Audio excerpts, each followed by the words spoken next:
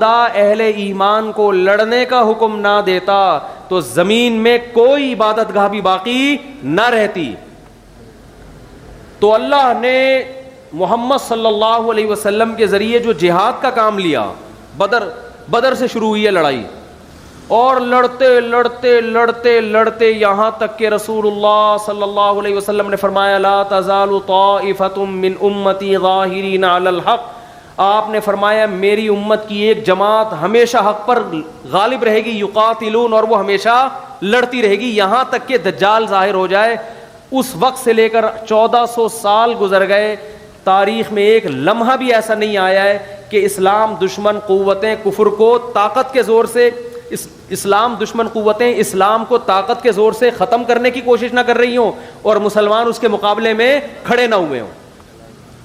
اور اسی کی لیٹسٹ مثال جو ملتی ہے افغانستان ہے. پہلے رشیا نے ہاتھ صاف کیا, وہاں پہ جس ملک پہ پاؤں رکھا اس نے اس کو ہڑپ کر دیا. آپ کیا رشیا کی طاقت کو کم سمجھتے ہیں؟ اتنی بڑی طاقت, اتنی بڑی پاور. اور جس طرح سے اسلامی ملکوں کو اس نے ہڑپ کرنا شروع کیا, اس سے لگتا تھا کہ قرآن کی جو یہ آیت ہے کہ اللہ نے اس دین کو غالب رکھنا ہے قیامت تک, شاید یہ آیت صحیح نہیں ہے. کیونکہ رشیا, میں تو ان ملکوں میں جا کے میں نے اپنی آنکھوں سے دیکھا ہے, ازبکستان میں گیا, بخارا میں گیا, سمرقند میں گیا, انہوں نے بتایا کہ رشیا نے اسلام کو ختم کرنے کے لیے اتنا ظلم کیا ہے کہ اگر کسی کے وضو کا نشان بھی نظر آتا تھا اس کو فوراً قتل کر دیا جاتا تھا.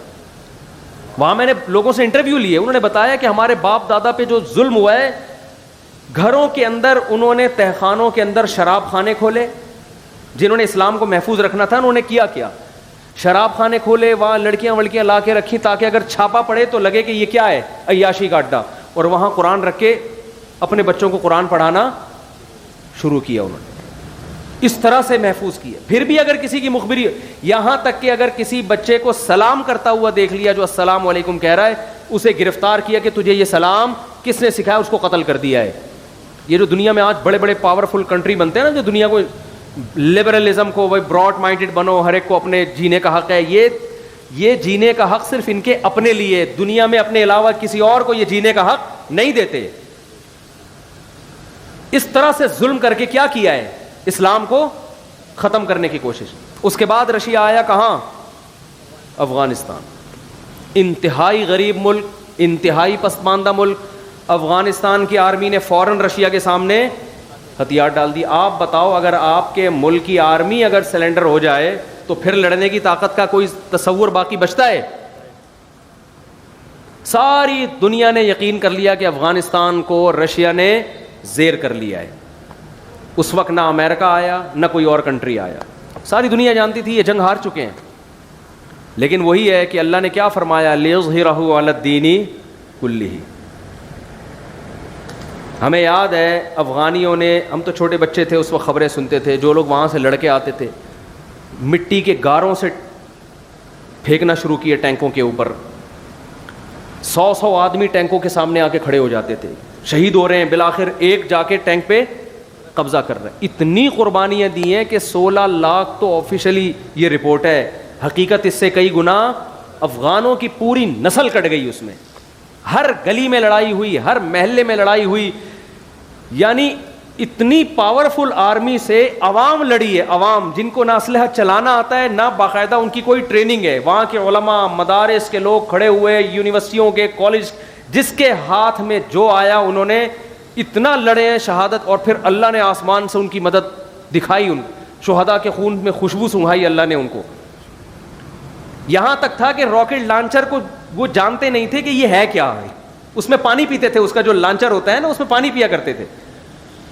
اتنی جانیں کٹی ہیں, اتنی جانیں کٹی ہیں. بالآخر چند سالوں کے اندر وہ روس جس کے بارے میں کہا جاتا تھا کہ اگر پنجہ گاڑ لے کسی کا باپ بھی اس ہاتھی کے پنجے کو اٹھا نہیں سکتا, دنیا کی غریب ترین قوم نے اس کے ایسے ٹکڑے کیے ہیں, ایسا اٹھا کے پٹخا ہے کہ اب دوبارہ افغانستان کے رخ کرنے کا وہ نام نہیں لے رہا. یہ اسلام کا اتنا بڑا معجزہ تھا جس پر افغان مجاہدین کو جتنی حوصلہ افزائی کی جاتی, جتنا اپریشیٹ کیا جاتا کم.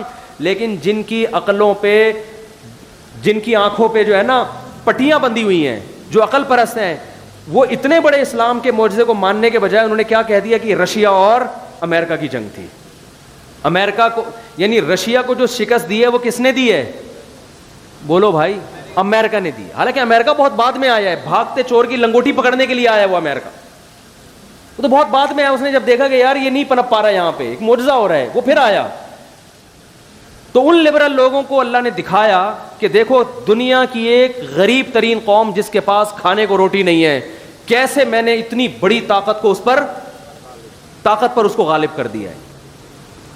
لیکن ہمارے جو پڑھا لکھا طبقہ ہے نا, عقل کے اندھے, انہوں نے کیا کہا کہ یہ کس کی جنگ ہے؟ یہ رشیا, یہ امریکہ, اور یہ امریکہ کی سازش تھی. اور حالانکہ امریکہ کا کوئی بھی فوجی وہاں جا کے لڑا نہیں ہے, بعد میں آ کے انہوں نے تعاون کیا جب دیکھ رہے کہ یہ واقعی یہ رشیا یہاں جنگ جیت نہیں سکتا. لیکن اللہ نے یہ اعتراض دور کرنے کے لیے کہ یہ امریکہ کی جنگ کی وجہ سے میں نے فتح دی ہے, یہ مجاہدین کی وجہ سے, اللہ امریکہ کو افغانستان میں لے آیا. 20 سال ہو گئے امریکہ افغانستان میں گھاس کھا رہا ہے, اور ایڑی چوٹی کا زور لگا لیا. امریکہ نے کون سا ایسا تجربہ ہے جو افغانستان کی سرزمین میں نہ کیا ہو؟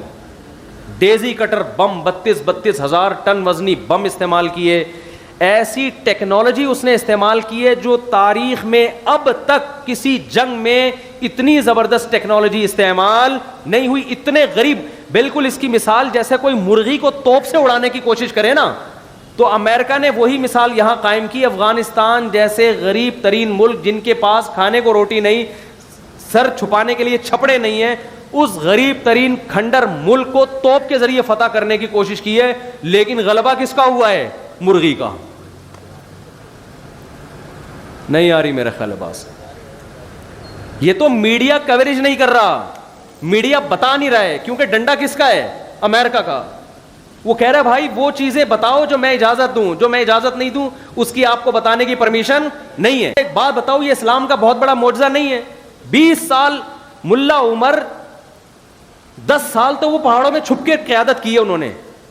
دنیا میں کوئی ایسا کمانڈر دیکھا آپ نے جس کو سیٹلائٹ سیارے سونگ رہے ہوں, اس کی اپنی قوم, اپنی عوام, اس کے بہت سارے لوگ اس کے خلاف ہوں, وہاں جو گورنمنٹ قائم ہو وہ اس کے خلاف ہو, سارے مل کے اس کو پکڑنے کی کوشش کر رہے ہو, پہاڑوں میں چھپ کے چھپ بھی رہا ہو, اور 52 ملکوں سے اکیلا لڑ بھی رہا ہو. ہر ملک نے جا کے افغانستان میں تجربہ کیا ہے. فرانس کی فوجیں وہاں آئیں, کینیڈا کی فوجیں وہاں آئیں, ترکی کی فوجیں وہاں آئیں, اور جناب ایسے ایسے ملک جو ہم نے کبھی سنے ہی نہیں تھے. ہالینڈ وہاں پہنچا, سب جرمنی وہاں پہنچا, اور ان کی اپنی آرمی بھی انہی کے ساتھ. اور چند نہتے لوگ جن کے پاس کھانے کو روٹی نہیں ہے, پہننے کو کپڑا نہیں ہے, کسی کو پتہ چل جائے کہ یہ طالبان ہے تو فوراً اریسٹ ہو رہا ہے, وہ کوئی ان کے حق میں تقریر کرے تو فوراً گرفتار ہو رہا ہے. ایسے قوم میں پہاڑوں میں چھپ کے ایک شخص کمانڈ بھی کرتا ہے اور 52 ملکوں سے اپنی آرمی کو لڑا بھی رہا ہے. خدا کی قسم یہ اس کا کمال نہیں ہے, یہ کس کا کمال ہے؟ یہ اسلام کا کمال ہے. کیونکہ آج افغانستان میں اگر شکست ہو جاتی اور امریکہ کا ہولڈ مضبوط ہو جاتا تو اگلا نمبر پاکستان کا. پاکستان تباہ و برباد ہو جانا تھا پاکستان میں. اور پاکستان کی تباہی کا مطلب پتہ ہے کیا ہے؟ سعودی عرب ختم. کیونکہ اسرائیل اور سعودی عرب میں سوائے صحراؤں کے درمیان میں اور کوئی اسپیڈ بریکر بھی نہیں ہے. یعنی اسرائیل کے ٹینک اگر آج مکہ پہ قبضہ کرنے کی کوشش کرتے ہیں تو اتنا بھی نہیں کہ درمیان میں 2-3 اسپیڈ بریکر بنا دو کہ یار تھوڑا سا یوں کر کے ان کو آنا پڑے, سیدھا پہنچیں گے 1 ہفتے کے اندر مکہ کے اندر. اور عربوں کے پاس فی الحال کوئی ایسی آرمی نہیں ہے جو اسرائیل کے مقابلے میں آ کے کھڑی ہو جائے. وہ آرمی پاکستان کے پاس ہے جو کسی حد تک لڑ سکتی ہے. تو 20 سال سے ہم دیکھ رہے ہیں جب امریکہ کوئی نیا صدر آتا ہے وہ اب میں اپنی مزید فوجیں بھیجوں گا, پالیسی چینج کروں گا. ڈونلڈ ٹرمپ نے آ کے بھی یہ کہا تھا کہ ہم مزید فوجیں بھیجیں گے. پچھلا والا تو تھک ہار کو کہتا بھائی نکالو یہاں سے, اگلا آتے ہی شو بازی میں شروع ہو جاتا ہے کہ اب ہم کیا کریں گے, اب ہم مزید فوجیں بھیجیں گے. اتنے حربے استعمال کیے کہ آپ کی سوچ ہوگی. افغانیوں کو ڈالر دے دے کے خریدا, مخبریاں کرو, بہت سے بکے, ہزاروں لاکھوں بکے ہیں, مگر ایک خدا کی قسم قربانی کی ایسی داستان قائم کی ہے کہ اگر آج اس پہ ڈاکومنٹری بنے لوگ بھول جائیں ساری دنیا کو, اور ساری دنیا کو بھول کے ان کے نعرے لگانا شروع کر دیں. ایسی میں جانتا ہوں ایسے گھروں کو 10 بیٹے ہیں, ایک شہید ہوا, دوسرا شہید ہوا, تیسرا شہید ہوا, چوتھا شہید ہوا, 5واں, 6واں, 7واں, 8واں, 9واں, 10 کے 10 شہید ہو گئے. گھر میں عورتوں کے علاوہ کوئی بھی باقی نہیں بچا. پورے گاؤں ملیا میٹ ہو گئے. مگر جیسے ایک سانپ کو اگر ایک چیونٹی دبوچتی ہے تو ایک جب پکڑ لینا تو وہ مرے یا جیے, لیکن آہستہ آہستہ دوسری, تیسری, چوتھی, 5ویں, 6ٹی, 7ویں, تو سانپ اپنے پھن کے باوجود اور زہر کے باوجود بالآخر ان چیونٹیوں سے ان کی استقامت کی وجہ سے شکست کھاتا ہے. آپ کو پتہ ہے قطر میں جب ابھی طالبان کا اجلاس ہوا ہے اور امریکہ کے جرنل نے سے طالبان کے کمانڈر نے بہت بدتمیزی سے بات کی, تو قطر کے کوئی شہزادے تھے, انہوں نے کہا کہ آپ یہ امریکہ کا جرنل ہے, اس سے آرام سے بات کریں. اس نے کہا یہ تمہارا باپ ہوگا, میرا باپ نہیں ہے. نہیں آئی میرا خیال ہے بات. ایک پگڑی پہن کے ایک پٹھان امریکہ کے جنرل کی آنکھوں میں آنکھیں ڈال کے بات کر رہا ہے کہ اس سے تمیز سے تو بات کرے گا, میں اس سے تمیز سے بات, میں جس طرح بھی کروں یہ میری سنے گا. بہت مشکل ہے بات سمجھانا. تو یہ بہت عرصے سے چل رہے ہیں مذاکرات, 2011 سے مذاکرات ہو رہے ہیں, پھر ڈرامے. بالآخر امریکہ نے ہتھیار ڈالے ہیں اور کہا بھائی تو مجھے عزت کے ساتھ یہاں سے جانے دے. اور اب وہ پتہ ہے اپنی ذلت کیسے چھپا رہے ہیں. آپ نے دیکھا ہوگا آج کل ویڈیوز آ رہی ہیں, افغانی انٹرویو لے رہے ہیں امریکی کا. امریکی کہہ رہے ہیں ہم یہاں سے جا رہے ہیں, آپ کو کیسا لگ رہا ہے؟ ہمیں بالکل بھی اچھا نہیں لگ رہا آپ یہاں سے جا رہے ہیں, آپ کی وجہ سے یہاں بہت کیا تھا. اب اس طرح سے اپنی ذلت بولو چھپائی جا رہی, ہمیں بالکل بھی اچھا نہیں لگا. بالکل ابھی نندن والی بات ہو گئی کہ اس کو پکڑ کے نہلا دھلا کے چائے وائے پلا کے رخصت کیا. کا کیسا لگا؟ بہت اچھا لگا, مجھے چائے بھی ملی, نہایا بھی, بہت مزہ آیا الحمدللہ. ابے تو چائے پلانے کے لیے بھیجا تھا ہم نے تمہیں وہاں پہ. سوال پیدا ہوتا ہے نا. اب ہر ایک انٹرویو لے رہا ہے, وہ جگہ جگہ کلپ آ رہے ہیں اس انٹرویو کے. وہ امریکہ اپنی جھیب مٹانے کے لیے, یار تم کس سے پٹے ہو یار؟ پاکستان سے بھی پٹتے تو کوئی بات تھی, انڈیا سے پٹتے کوئی بات تھی, ایران سے پٹتے کوئی بات تھی. کس سے پٹے ہو؟ جن کے پاس آرمی نہیں ہے, جو موسٹ وانٹیڈ بنے ہوئے ہیں, جنہیں کوئی ملک ٹھکانہ دینے کے لیے تیار نہیں ہے, جن کے حق میں کوئی مضمون لکھنے کے لیے تیار نہیں کہ پکڑا نہ جاؤں, جو دہشت گردی کی ایک علامت بن چکے ہیں دنیا میں. تم نہیں بنایا ان کو, تم نے ان کی حکومت گرائی, نئی حکومت بنائی, الیکشن کرائے, سڑکیں بنائی, یہ کیا وہ کیا, اور بغیر کسی ایگریمنٹ کے پتلی گلی سے نکل رہے. ویسے ہی چھوڑ کے جا رہے. ایگریمنٹ یہی ہوا کہ ویسے ہی جہاں سے چلے تھے وہی. کتنا زور لگایا ایک ایک کمانڈر کو خریدنے میں, سونے میں تولیں گے تمہیں. یہاں تک آفریں کی گئی ہیں طالبان کے کمانڈروں کو کہ بھائی تم دنیا کے جس کنٹری میں شاہی محل چاہتے ہو وہاں تمہیں محل بنا کے دیں گے. وہ پہاڑوں پہ رہ رہے ہیں, وہ کہہ رہے ہیں نہیں بھائی. تو یہ کیا ہے؟ لیظہرہ علی الدین کلی. یہ ختم ہونے والا مذہب نہیں ہے اسلام. جہاں طاقت کی بات آئے گی وہاں طاقت, جہاں ڈیبیٹ کی بات آئے گی وہاں بحث کی دنیا میں بھی غالب آئے گا. تو قربانی دینے والوں نے الحمدللہ قربانی دے کر ایک بہترین تاریخ رقم کر دی ہے. کاش سینما گھروں میں کوئی ڈاکومنٹری چلے جس میں امریکہ کی شکست کو اور افغان طالبان کی قربانیوں کو دکھایا جائے. مجھے یاد ہے آج سے 11 سال پہلے میں یوٹیوب پہ ایک امریکی فوجی کا انٹرویو سن رہا تھا. وہ میدان جنگ میں مشین گن لے کے طالبان کی طرف رخ کر کے بیٹھا ہوا ہے. ایک اخباری نمائندے نے اس سے انٹرویو لیا, یہ ٹی وی چینل نے, کہ تمہیں یہاں کیسا لگ رہا ہے لڑتے ہوئے؟ اس نے کہا دے فائٹ ٹو ڈائی. یہ لوگ لڑتے کس کے لیے ہیں؟ موت کے لیے. اور ایک امریکی جرنل کا انٹرویو آیا, وہ بھی میں نے خود سنا. اس نے کہا کہ اس جنگ میں خدا ان کے ساتھ ہے, ہمارے ساتھ نہیں ہے. تو بھائی یہ اسلام کا ایک بہت بڑا معجزہ ہے, بہت بڑا معجزہ. فاعوذ باللہ من الشیطان الرجیم. بسم اللہ الرحمن الرحیم. قل هل يستوي الذين يعلمون والذين لا يعلمون انما يتذكر اولو الالباب. وقال الله تبارك وتعالى وعلم آدم الأسماء كلها ثم عرضهم على الملائكة فقال أنبئوني بأسماء هؤلاء إن كنتم صادقين. قرآن مجید کی چند آیات تلاوت کی ہیں. اللہ تعالیٰ سے دعا ہے اللہ تعالیٰ صحیح طرح سے بات کہنے کی، سننے کی، سمجھنے کی، اور پھر ہم سب کو اللہ تعالیٰ عمل کی توفیق عطا فرمائے.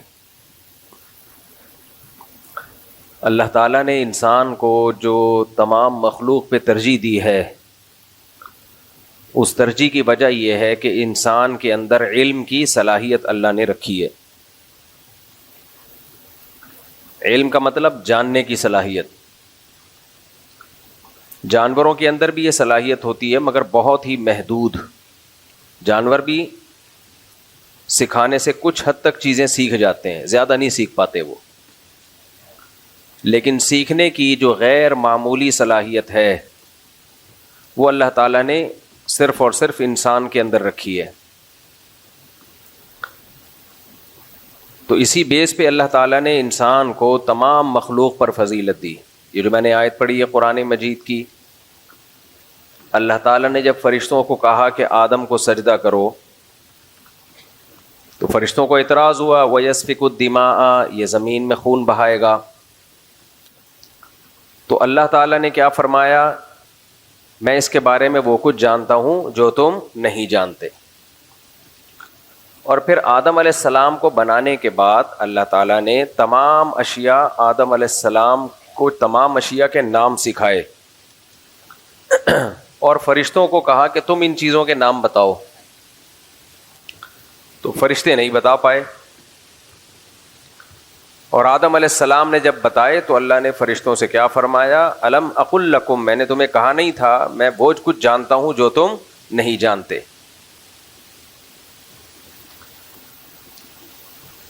تو معلوم یہ ہوا کہ انسان کی جو فضیلت ہے نا وہ علم کی بیس پر ہے. اب جتنا زیادہ صاحب علم ہوگا اتنا زیادہ صاحب فضیلت ہوگا. اچھا، اللہ نے انسان کو علم کی صلاحیت دی، تو آپ کا کیا خیال ہے کسی کے اندر صرف صلاحیت ہونے سے فضیلت مل جاتی ہے اس کو؟ ایک آدمی میں دولت کمانے کی صلاحیت ہے مگر نہیں کماتا، اور دنیا کو بتاتا پھرتا ہے میرے اندر اتنی صلاحیت ہے، میں ہر مہینے کروڑوں روپے کما سکتا ہوں، میرے اندر اتنی صلاحیت ہے، میں یہ کر سکتا ہوں، میں وہ کر سکتا ہوں. تو لوگ کیا کہیں گے، بھائی تو کر کے دکھا دے.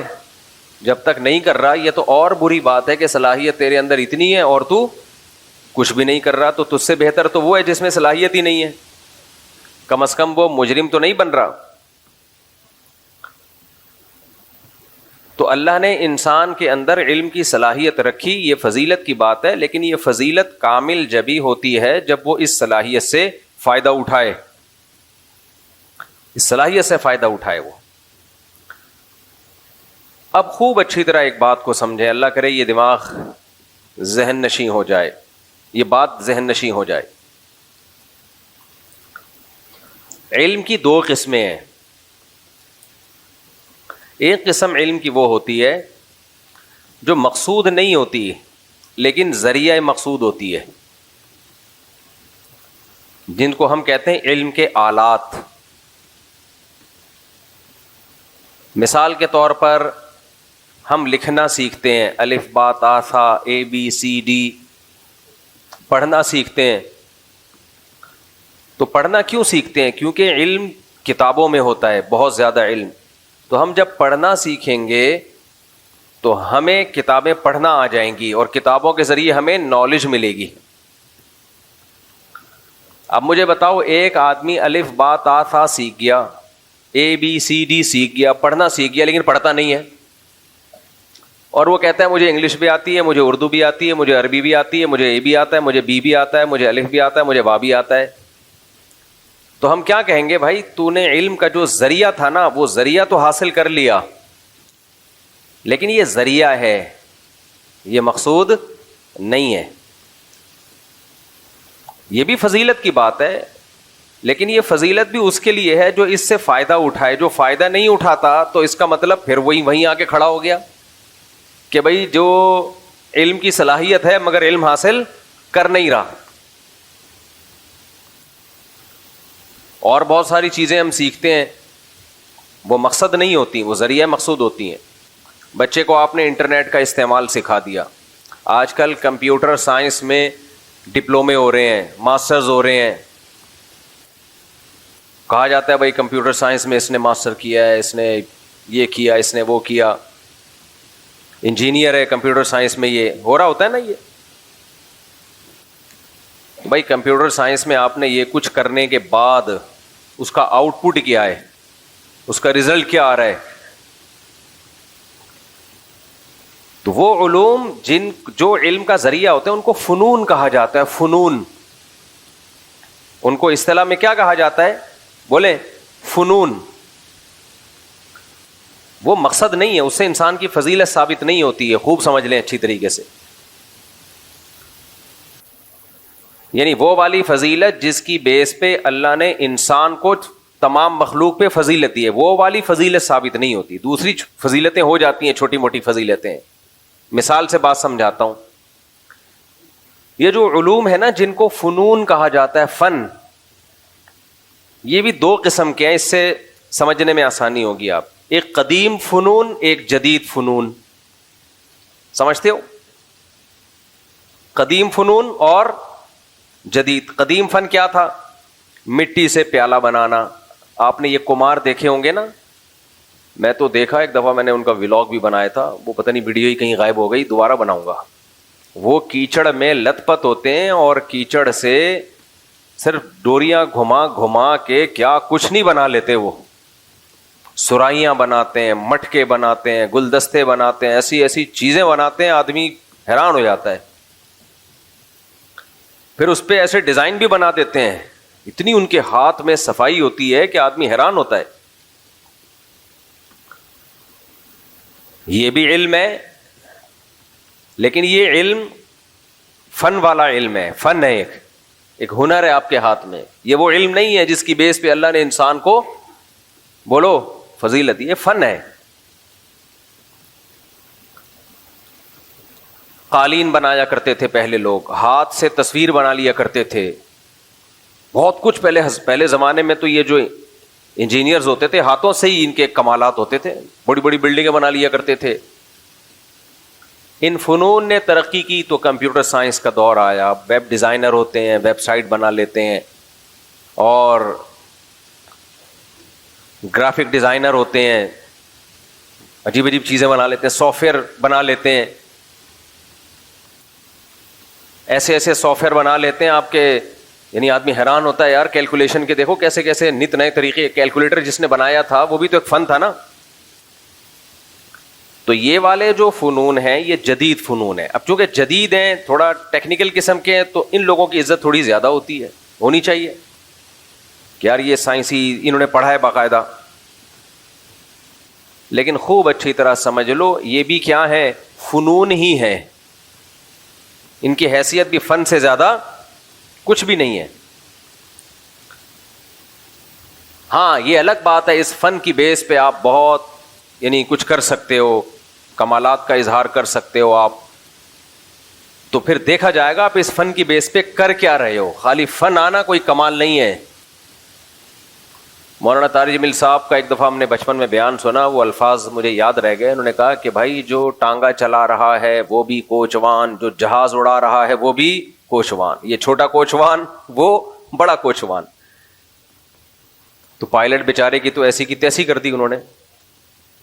لیکن بات یہی ہے کہ بڑا کوچوان جس کو پائلٹ کہا جاتا ہے, اگر وہ ایسے کام کر رہا ہے جو ملک کے لیے, قوم کے لیے, دین کے لیے اس کے اثرات صدیوں تک پڑ سکتے ہیں, تو پھر وہ بڑا کوچوان پھر کوچوان نہیں ہے, پھر وہ بہت بڑا مجاہد ہے, پھر وہ قوم کا بہت بڑا ہیرو ہے.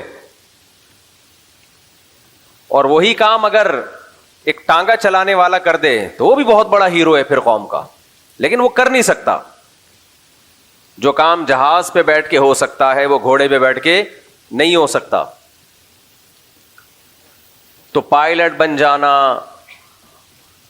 انجینئر بن جانا کمپیوٹر سائنس میں یا کسی بھی فیلڈ میں, یا ڈاکٹر بن جانا, یہ علم کی وہ قسم ہے جس کو اصطلاح میں کیا کہا جاتا ہے؟ فن. سمجھ رہے ہو کہ نہیں سمجھ رہے؟ آرٹ کہتے ہیں جس کو انگلش میں, آرٹ ایک فن ہے آپ کے پاس. انسان کو جو اس وقت بہت بڑا دھوکہ لگا ہے نا، وہ فنون کو وہ والے علوم سمجھنے لگا ہے جس کی بیس پہ انسانیت کو اللہ نے تمام لوگوں پر فضیلت دی ہے، تمام مخلوق پر. یہ غلط ہے. فنون وہ لوگ بھی سیکھ جاتے ہیں جو اللہ کے نافرمان ہیں، بلکہ آج کل تو فنون میں کمال انہوں نے پیدا کیا ہے، ترقی انہوں نے پیدا کی ہے.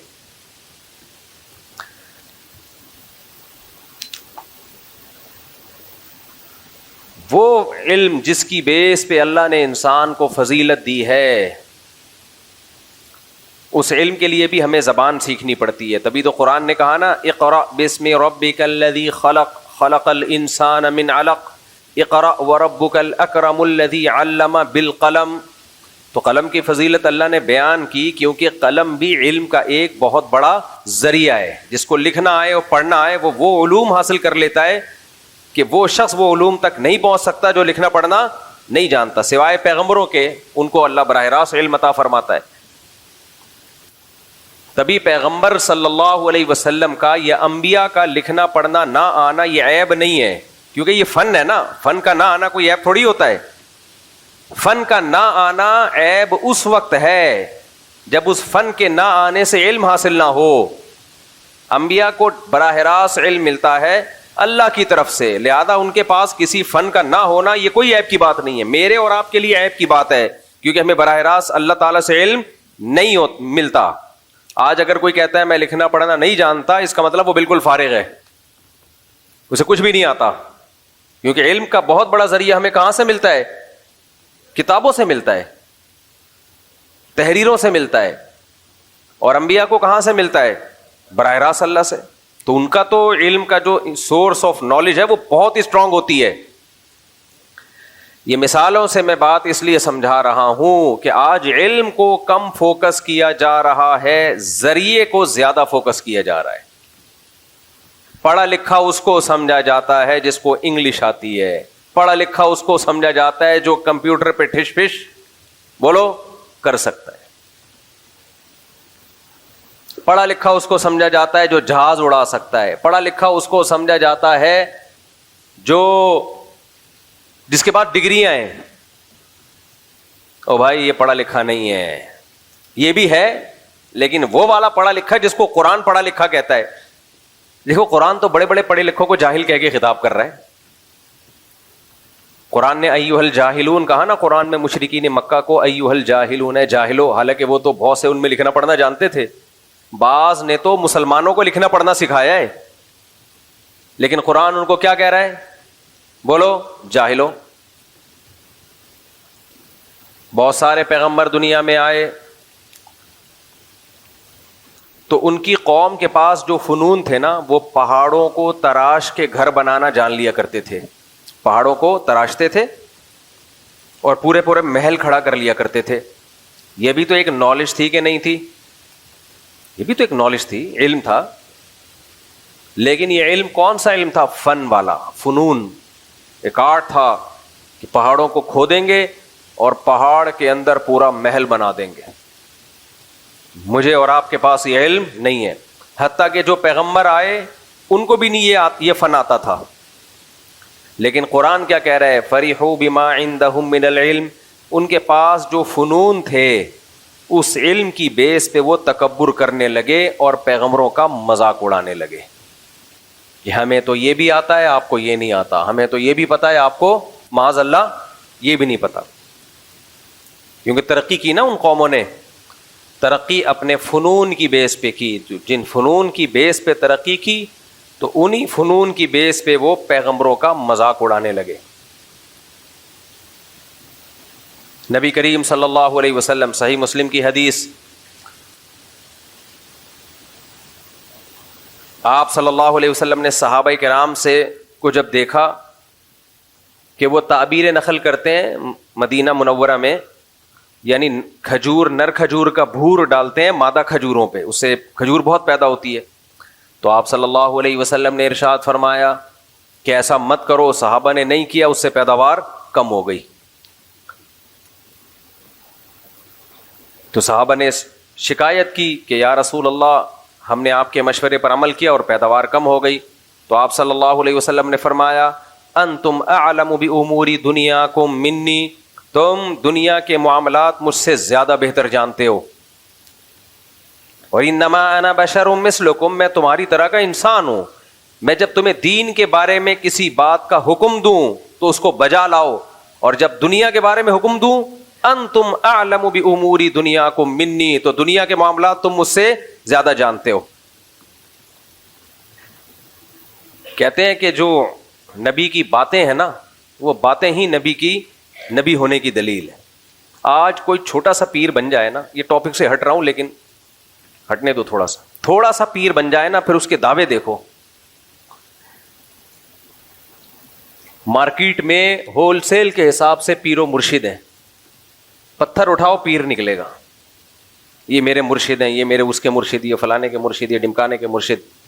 اس مرشدوں کے حالات دیکھو. مرشد کو پتا ہوتا ہے میرے اوپر کیا حالات گزر رہے ہیں. مرشد کبھی غلط بات کر ہی نہیں سکتا. مرشد سے پوچھ کے شادیاں ہو رہی ہیں، مرشد سے پوچھ کے طلاقیں ہو رہی ہیں، مرشد سے پوچھ کے کاروبار ہو رہے ہیں. وہ مرشد ہے. یہ اس ایک انسان سب کچھ نہیں ہو سکتا. مرشد دوائیں بھی مرشد دیتے ہیں. جو مرشد کا اوریجنل کام ہے وہ نہیں کر رہے، باقی سارے کام مرشد. جو مرشد کا کام تھا لوگوں کے ظاہر باطن کی اصلاح کرنا. ظاہر باطن کی، ظاہر کے مطلب کیا؟ کبیرہ گناہ چھڑوا دینا، نمازوں کی پابندیاں کروا دینا، داڑھی رکھوا دینا. مرشد کی مرید میں اگر کوئی عورت ہے تو اس سے پردہ کروا دینا، شوہر کا فرما بردار بنوا دینا، اس کے اخلاق درست کروا دینا، حرام چھڑوا دینا، کاروبار میں رشوت لیتے ہو رشوت چھڑوا دینا. یہ ونس اپون اے ٹائم پیر و مرشد کا کام ہوا کرتا تھا. Once upon a time. سمجھ میں آ رہی ہے بات کہ نہیں آ رہی؟ پہلے زمانے میں پیر کسے کہا جاتا تھا؟ پیر اسے کہا جاتا تھا، دیکھو انگریزوں میں بھی پیر و مرشد ہوتے ہیں. وہ اس کو کہتے ہیں کاؤنسلنگ کرنے والا، مینٹور. وہ اس کو کیا کہتے ہیں؟ یہ ہمارا مینٹور ہے. ہر دور میں انسان کو تربیت کی ضرورت ہوتی ہے. ہر دور میں خود سے بہت مشکل ہوتا ہے، بہت ساری چیزوں میں ہدایت کی ضرورت ہوتی ہے.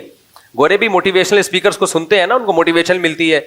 ان کے یہاں بھی کچھ ہوتے ہیں، سلیکٹڈ لوگ ہوتے ہیں. شیکسپیئر کے کتنے ملفوظات مارکیٹ میں چل رہے ہوتے ہیں. انگریزوں کا بزرگ گزرا ہے شیکسپیئر. ہم بچپن میں سنتے تھے شیکسپیئر نے یہ فرمایا، شیکسپیئر نے یہ فرمایا، شیکسپیئر نے یہ فرمایا، تو چل میں تیرے پیچھے آیا. ہم پھر مذاق کرتے تھے، شیکسپیئر نے کہا فرمایا تو چل میں آیا. تو بچے تو پھر بچے ہوتے ہیں، ان کو شیکسپیئر سے کیا لینا دینا، ان کو تو مذاق چاہیے ہوتا ہے. خیر، تو پہلے زمانے میں یہ ہوتا تھا، اب بھی کہیں کہیں ہو رہا ہے کہ انسان کہتا ہے میں خود مختار نہیں ہوں، مجھ سے پہلے بھی دنیا میں بہت سارے نیک لوگ گزرے ہیں، ان کے پاس علم مجھ سے زیادہ ہے، ان کی عبادت مجھ سے زیادہ، ان کا تقویٰ مجھ سے زیادہ، ان کا ایکسپیرینس، ان کا تجربہ مجھ سے زیادہ. تو بجائے اس کے کہ میں نئے سرے سے تجربے کر کے زندگی گزاروں، کسی پہلے سے تجربے کار جو مخلص بھی ہو، اللہ والا بھی ہو، اس کی صحبت میں رہ کے اپنے آپ کو اس کے حوالے کر دوں. وہ جیسے کہے میں اس کے حساب سے زندگی گزاروں. پھر ایک وقت آئے گا کہ میرے اندر بھی صلاحیت پیدا ہو جائے گی. تو پھر وہ کیا کرتے تھے کہ وہ ایسے پیر و مرشد کے ہاتھ میں بیعت ہوتے تھے کہ آپ اللہ والے بزرگ ہیں، آپ سے پہلے بزرگوں کی طرف سے اجازت بھی ملی ہوئی ہے بیعت کرنے کی، انہوں نے آپ پر اعتماد کیا ہے، گویا کہ آپ سرٹیفائیڈ ہیں ان کی طرف سے، تو گدی نشین ہیں آپ ان کے. تو ہم اب آپ کے ہاتھ پہ بیعت ہو کے اپنے آپ کو آپ کے حوالے کریں گے. اور کس چیز میں حوالے کریں گے؟ کہ بھائی ہم سے یہ گناہ نہیں چھوٹتے، ہمارے اندر اللہ کا اتنا خوف پیدا ہو جائے کہ ہر صغیرہ کبیرہ گناہ سے ہمیں توبہ کی توفیق مل جائے، اور ہمارے باطن سے حسد، بغض، کینہ، دنیا کی محبت یہ نکل جائے. یعنی جیسے آپ اللہ والے ہیں، اللہ کرے ہم بھی ایسے ہی بن جائیں. تو صحبت سے انسان بن جاتا ہے. دنیا میں سب سے پاورفل جو موٹیویشن ہے نا، پتہ ہے کیا ہے؟ وہ صحبت. کسی نیک آدمی کے ساتھ رہ لو. اس سے زیادہ پاورفل، تبدیل کرنے والی دنیا میں کوئی چیز ہے نہیں. اور آج انہی بزرگوں کا مذاق اڑا کے ان کی حیثیت ہی ختم کر دی. نئے جو اسکالرز مارکیٹ میں آ رہے ہیں. تو صحابہ کیوں بنے بھائی؟ سید الانبیاء صلی اللہ علیہ وسلم کی صحبت میں. تعلیمات تو ہمارے پاس بھی ہیں، نبی کی حدیثیں ہمارے پاس بھی ہیں، نبی کا دیا ہوا قرآن آج بھی محفوظ ہے یا نہیں ہے؟ کیا خیال ہے بھائی؟ لیکن میں اور آپ میں سے کوئی ان تعلیمات کو فالو کر کے صحابی بن سکتا ہے؟ نہیں بن سکتا بھائی. انہوں نے نبی کی صحبت میں ٹائم گزارا ہے, وہ کیفیات پیدا ہی نہیں ہو سکتی ہماری جو صحابہ کی تھیں, ناممکن ہے. نوح علیہ السلام کا بیٹا کافر تھا, نوح علیہ السلام نے اس کی فکر نہیں کی ہوگی ہدایت کی؟ بولو, پیغمبر سے زیادہ پاور کسی کی تبلیغ میں ہو سکتی ہے؟ کوئی ایک پہلو بھی نوح علیہ السلام نے اپنے بیٹے کی تربیت کا چھوڑا نہیں ہوگا, کیونکہ انبیاء ہر لحاظ سے کامل ہوتے ہیں. اس کے باوجود کیسا بدبخت, طوفان اپنی آنکھوں سے دیکھ رہا ہے پھر بھی ایمان نہیں لے کر آیا. نوح علیہ السلام نے بتایا کہ اس وقت بارش ہوگی, طوفان آئے گا. پہلے کوئی محکمہ موسمیات والا کہ جو محکمہ ہی اتنا فعال نہیں تھا, جب بارش آنا شروع ہوئی تو یقین ہو جانا چاہیے تھا کہ میرے والد اللہ کے پیغمبر ہیں. انہوں نے بتایا تھا طوفان آئے گا اور دیکھو آنا شروع ہو گیا. لیکن اپنی آنکھوں سے طوفان دیکھ رہا ہے. نوح علیہ السلام نے آخری بار موقع دیا, آ جا میری کشتی میں. کیا بھائی چلا جاتا, احتیاطاً چلا جاتا, کیا خیال ہے؟ کیا چانس تو ہے, لیکن کیسے دلوں پہ مہر لگی ہے. کیا کہہ رہا ہے؟ سآوی الی جبل یعصمنی من الماء, میں قریب پہاڑ پہ چڑھ جاؤں گا جو مجھے پانی سے بچا لے گا. نوح علیہ السلام نے کہا لا عاصم اليوم, آج اللہ کے عذاب سے بچانے والا کوئی بھی نہیں ہے. اور اسی دوران ایک بڑی لہر آئی اور اس کو ڈبو دیا اس کو. تو یہ کیوں نوح علیہ السلام کا بیٹا اتنا سخت دل کیوں تھا؟ صحبت جو چاروں طرف اس کو ملی ہے وہ نیک لوگوں کی بولو نہیں تھی, وہ برے لوگوں کی صحبت تھی. چاروں طرف غیر مسلم, چاروں طرف اللہ کے باغی. نوح علیہ السلام کا بیٹا ان کے ہاتھوں سے نکل گیا. لوط علیہ السلام کی بیوی, لوط علیہ السلام نے نکاح سے پہلے بھی دیکھا ہوگا نا, تحقیق کی ہوگی, کیا خیال ہے؟ یا بھائی ایسے ہی نکاح کر لیا ہوگا, جہاں سے بھی پیغام آیا بس نکاح کر لیا؟ کیا پیغمبر یہ غلطی کر سکتے ہیں؟ کتنا سوچ بچار کے بعد نکاح کیا آپ نے. جو جس چیز سے نوح علیہ السلام قوم کو روک رہے ہیں, لڑکوں سے بدفعلی, اسی میں لوط علیہ السلام کی بیوی مخبر بنی ہوئی ہے, مخبر بنی ہوئی ہے. وجہ کیا تھی بھائی؟ چاروں طرف ماحول برائی کا. اس لیے میں بار بار کہتا ہوں, جو لوگ یورپ میں جا کے رہتے ہیں فیملیوں کے ساتھ, وہاں گیدرنگ تلاش کرو, مسلم کمیونٹی تلاش کرو, وہاں جا کے رہو, اڑوس پڑوس میں مدرسہ مسجد, مسلمان نظر آئیں آپ کو, نیک لوگ نظر آئیں. ورنہ خدا کی قسم جو تباہ ہوتی ہے نا اولاد, کانوں کو ہاتھ لگائے آدمی. وہاں سستے کے چکر میں کچھ لوگوں نے کیا کیا, ابھی تو میرا امریکہ سے ابھی بھی آیا ہوں نا تازہ تازہ, وہ مجھے وہ یاد آ جاتا ہے, ان کا وہ کلپ بنایا تھا تازہ تازہ والا. خیر, وہاں کچھ لوگ کیا کرتے ہیں, سستے کے چکر میں, امریکہ میں لا یہ ہے کہ جو بھی گاؤں دیہات میں یا دور رہے گا نا تو اس کو بینیفٹس بہت ملتے ہیں. ان لوگوں نے ہر چیز میں پلاننگ کی ہوئی ہے. وہ چاہتے ہیں ہمارے ملک کی آبادی بڑھے اور بہت زیادہ بڑھے, لیکن اس کی پلاننگ کا انہوں نے طریقہ یہ اختیار کیا ہوا ہے کہ سبب میں جا کے رہو, دور دور رہو شہروں سے, ایک ہی جگہ گھسو مت. ہم ڈھاکہ گئے نا بنگلہ دیش میں, ماشاءاللہ بہت آبادی, لیکن اتنا چھوٹا شہر, اسی میں سب ہیں. اب ایک فیملی کے 8-10 بچے پیدا ہوئے تو اوپر والے پورشن میں, اس کے مزید پیدا ہوئے تو اس سے اوپر والے پورشن میں, مزید ہوئے تو اور اوپر والے پورشن. ابے بھائی کیا معراج پہ جا رہے ہو, کیا کر رہے ہو؟ آسمان پہ جا رہے ہو کہ ستارے توڑنے کا ارادہ ہے؟ آبادی کو پھیلاؤ نا. اس کا نقصان کیا ہوتا ہے؟ حالانکہ بنگلہ دیش میں اسپیس بہت ہے, بہت اسپیس ہے بنگلہ دیش کے پاس, بہت خوبصورت کنٹری ہے. بھائی پھیلاؤ آبادی کو. لیکن یہ کام عوام کا نہیں ہوتا, یہ پلاننگ کس کی ہوتی ہے؟ گورنمنٹ کی. گورنمنٹ جب صحیح ہوتی ہے تو پلاننگ کرتی ہے پبلک کے لیے, تو سب خوش ہوتے ہیں. ہمارے یہاں گلستان جوہر میں دیکھ لو, کھارا در میں دیکھ لو, یہی ہو رہا ہے. بلکہ مجھے تو ایسا لگتا ہے کھارا در میں نیچے کو جا رہے ہیں, دھستا جا رہا ہے کھارا در. تو گھسے چلے جائیں گے, گھسے چلے جائیں گے. پھر میرے اوپر اعتراض کرتے ہیں کہ آبادی پہلے ہی اتنی بڑی ہوئی ہے, لوگوں کے پاس رہنے کی جگہ نہیں ہے, اور یہ مولوی کہتا ہے دے دنا دن بچے پیدا کرو. بھائی بچوں پیدا کرو, جگہ بہت ہے. آپ کا دماغ خراب ہے کہ ایک ہی جگہ پہ گھس رہے ہو. اب میں نے اللہ کا فضل سے, اب جب میرے اتنے سارے بچے ہیں تو ایک کمرے میں تھوڑی گھسڑے ہوئے ہیں سارے, میں نے ایک کمرے میں ان کو سب کو گھسیڑ دوں, یا ایک دو کمروں کے گھر میں 4 بیگمات اور 18-19 بچے گھسیڑ دوں, تو یہ اپنے ساتھ بھی ظلم ہوگا, ان کے ساتھ بھی ظلم ہوگا. پھیلاؤ بھائی, دور دور کرو, سستی جگہ لو, دور لو سستی جگہ. تو اب وہاں گورنمنٹ کیا کرتی ہے, کیونکہ گورنمنٹ وہ لوگ بہرحال اپنی قوم کے ساتھ خیر خواہ ہیں, وہ لوگ دوسروں کے ساتھ جیسے مرضی ہوں.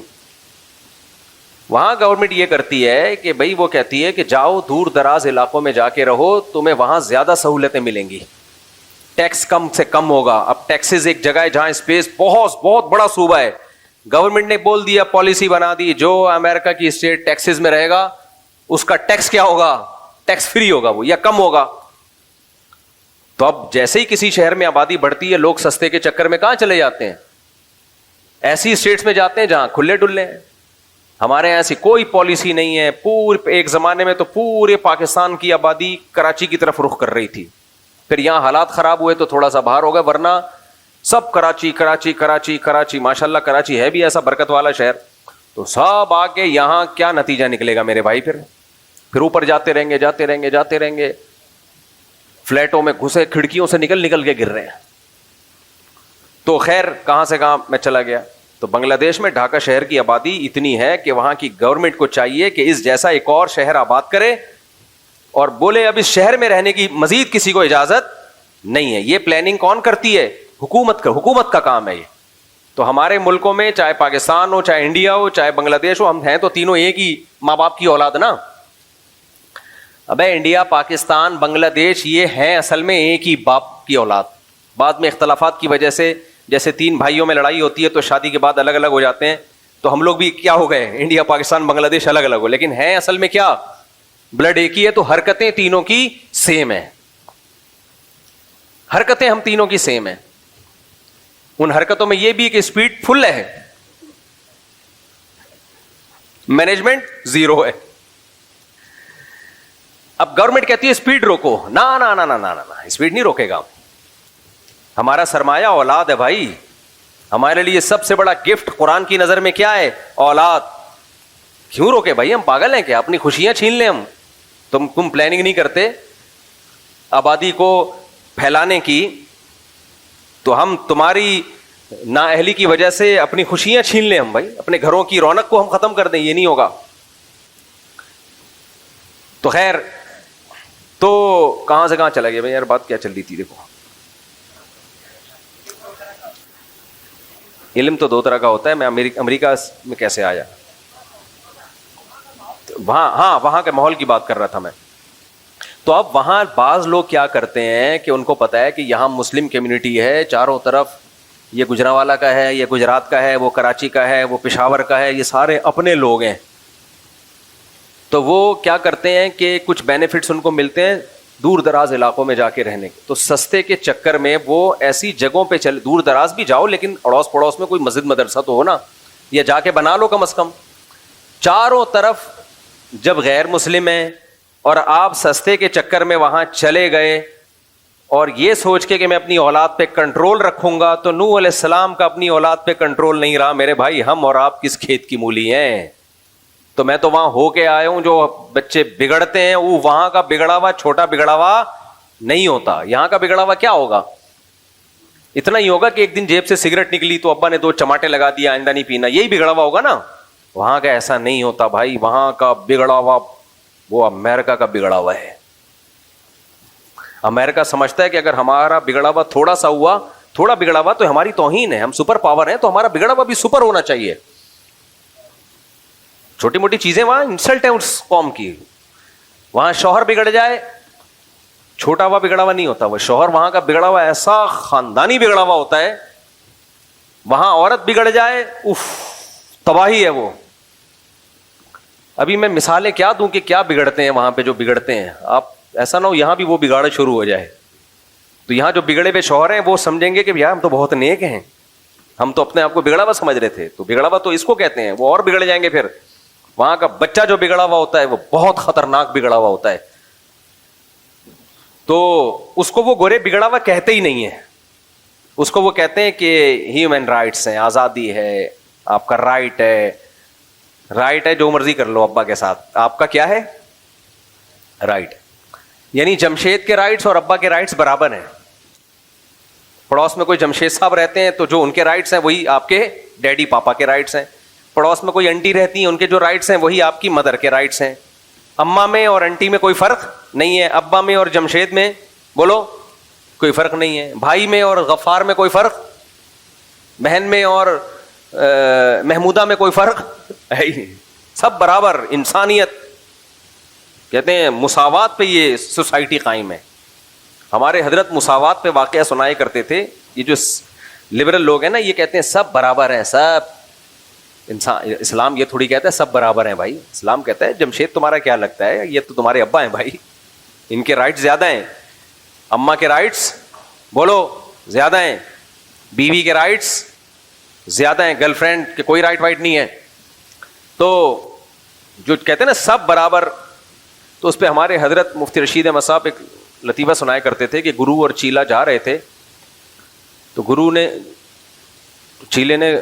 اپنے چیلے سے بولا کہ یار فلاں ملک ہے, فرض کر لو جون پور ہے, وہاں ہم نے سنا ہے کہ سب انسانوں سے برابر سلوک کیا جاتا ہے,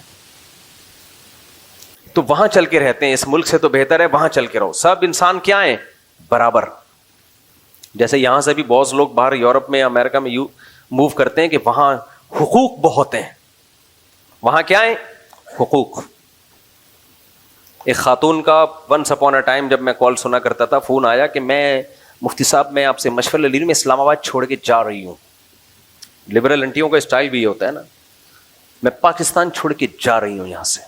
میں نے کہا خیریت کیوں؟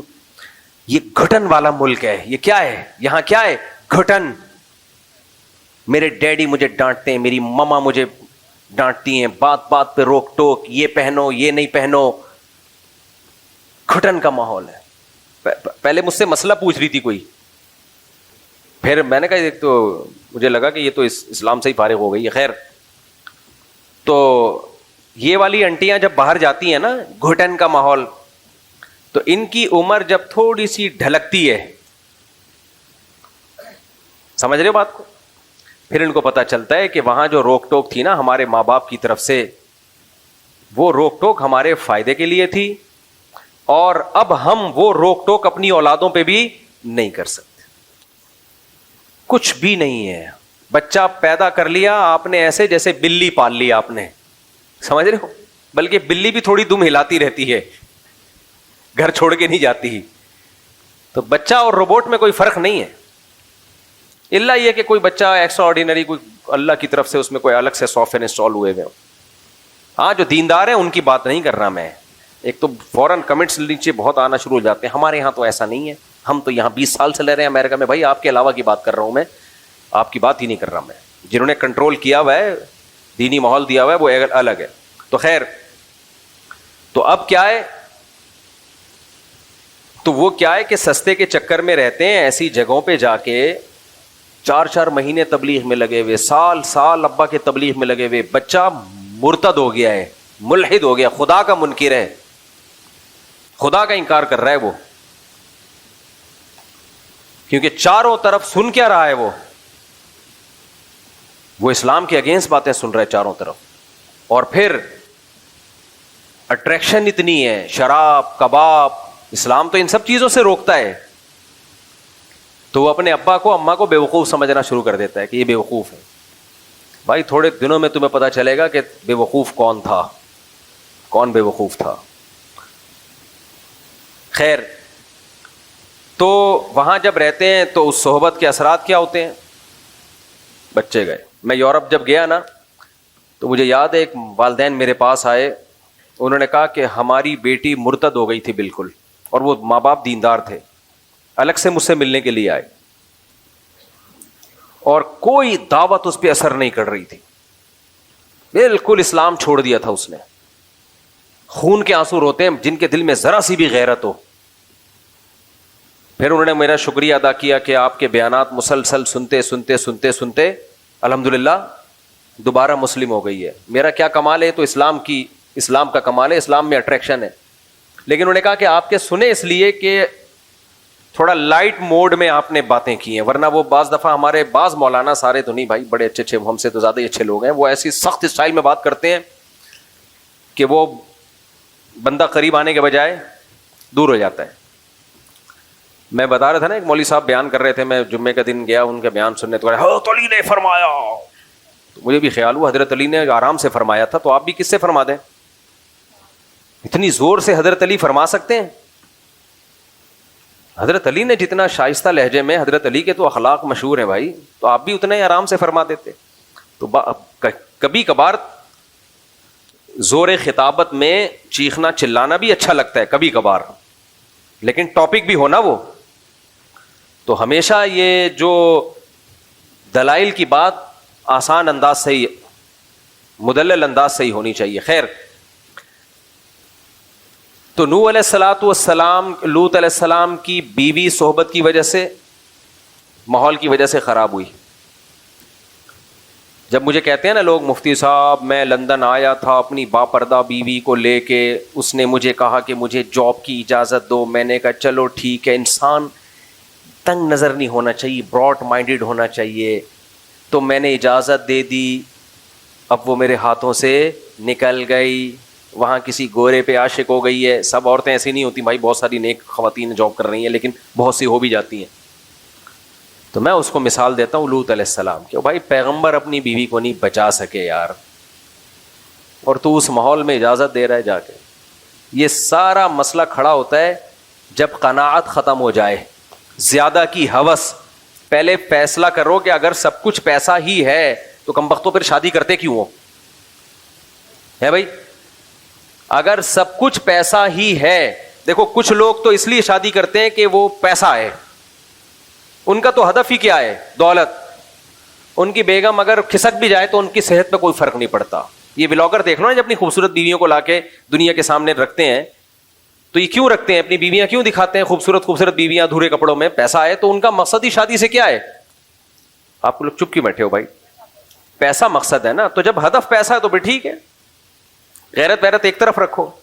لیکن اگر ہدف پیسہ نہیں ہے بلکہ پیسے سے کچھ اور مقصد ہے, دیکھو ہم جو پیسہ کماتے ہیں کیوں کماتے ہیں؟ سواری اچھی ہو جائے, کیا خیال ہے؟ گھر اچھا ہو جائے, یہی ہے نا؟ خوراک اچھی ہو جائے, کیا خیال ہے؟ بیمار ہو تو علاج اچھا ہو جائے. اب آپ کے پاس پیسہ آ گیا, نہ خوراک اچھی رکھ رہے ہو, نہ گھر اچھا بنا رہے ہو, نہ سواری اچھی رکھ رہے ہو. کیوں یہ سب کام کر رہے ہو؟ تاکہ پیسہ خرچ نہ ہو جائے. تو پرلے درجے کے بے وقوف کہلاؤ گے کہ نہیں کہلاؤ گے؟ اگلا بولے گا بھائی نوٹوں کو کھائے گا کیا؟ صحیح. تو ہر چیز کا ایک مقصد ہوتا ہے. اسی طرح پیسے کا ایک مقصد یہ بھی ہوتا ہے کہ بیوی اچھی مل جائے, یہ بھی ایک مقصد ہوتا ہے. لیکن اس بیوی کا مقصد کیا ہوتا ہے؟ اس کا مقصد ہوتا ہے گھر سنبھالنا. مثال کے طور پر پیسے کا مقصد ایک بہت سارے ادھر میری طرف توجہ, یہ گارڈ تبدیل ہوتے رہتے ہیں, ادھر توجہ, آپ یہاں مجھے سننے کے لیے آئے ہو. دیکھو پیسے کا کہ بہت سارے مقاصد میں ایک مقصد اچھا کھانا بھی ہے, کیا خیال ہے؟ اب آپ نے کیا کیا؟ اچھا کھانا خرید لیا, مرغے ورغے بکرے پائے وائے بڑا زبردست. اب کھا نہیں رہے آپ اس کو, کہہ رہے ہیں یہ میں نے پیسے سے اچھا کھانا خریدا تو ہے, لیکن جہاں اچھے ریٹ لگیں گے اس کھانے کو بیچ دوں گا میں. تو لوگ کہیں گے اس کا مطلب تو نے یہ جو اچھا کھانا خریدا تھا یہ بھی پیسہ کمانے کے لیے خریدا تھا. تو چل ٹھیک ہے, ڈبل پیسہ آ گیا, اب کیا کرے گا اس پیسے سے؟ اب بتا تیرے اس مقصد کیا ہے؟ جو مزید پیسہ آ گیا نا تیرے پاس, اب کیا کرے گا؟ آپ کہیں گے میں اچھا کھاؤں گا. ایک مقاصد, بہت سارے مقصد میں سے ایک مقصد کیا ہے؟ اب اور اچھا کھاؤں گا میں. بھائی پہلے میں نے نہاری خریدی تھی, لیکن جب مجھے اچھے ریٹ مل رہے تھے میں نے کسی کو پہنا دی وہ, اب میں اس سے اور اچھا کچھ خرید لوں گا. تو اب آپ نے اور اچھا خرید لیا. اب جب اور اچھا خریدا تو ایک اور کسٹمر آیا, وہ ڈبل پیسے دے رہا ہے, اس کو پہنا دیا. وہ لوگ کہیں گے اب اس پیسے سے تیرا مقصد کیا؟ کہنے تاکہ اور اچھا کھاؤں میں. تو کمبخت کھائے گا کب؟ نہیں آئی میرا خیال ہے بات. یہ تو پہنایا جا رہا ہے, تو کھائے گا کب؟ تو آپ کہہ رہے ہیں بھائی پیسہ بہت بڑی طاقت ہے. تو طاقت ہے جب اس سے کچھ کھا تو پیسے کے مقاصد میں گاڑی ہے, اب گاڑی آپ نے خریدی, فوراً پہنا دی کسی کو, چلا نہیں رہے اس کو, پھر خریدی پہنا دی, تو لوگ کہیں گے تیرا گاڑیوں کا بزنس ہے, تو اپنے لیے بھی تو کوئی گاڑی رکھ. اپنے لیے نہ تو گاڑی رکھ رہا ہے, نہ تو گھر بنا رہا ہے, نہ تو کھانا اچھا کھا رہا ہے, تو اس کا مطلب تو پیسے کو خدا سمجھتا ہے. تو خوب سمجھ لو, جیسے پیسے میں یہ ساری چیزیں مقصد ہوتی ہیں, تو پیسے سے ایک مقصد یہ بھی ہوتا ہے کہ شادی ہو جائے میری مناسب جگہ پر. غریب آدمی کو کوئی دیتا ویتا نہیں ہے آج کل, اور دے بھی دے تو خرچے پورے ہونا مشکل ہو رہے ہوتے ہیں اس کے لیے.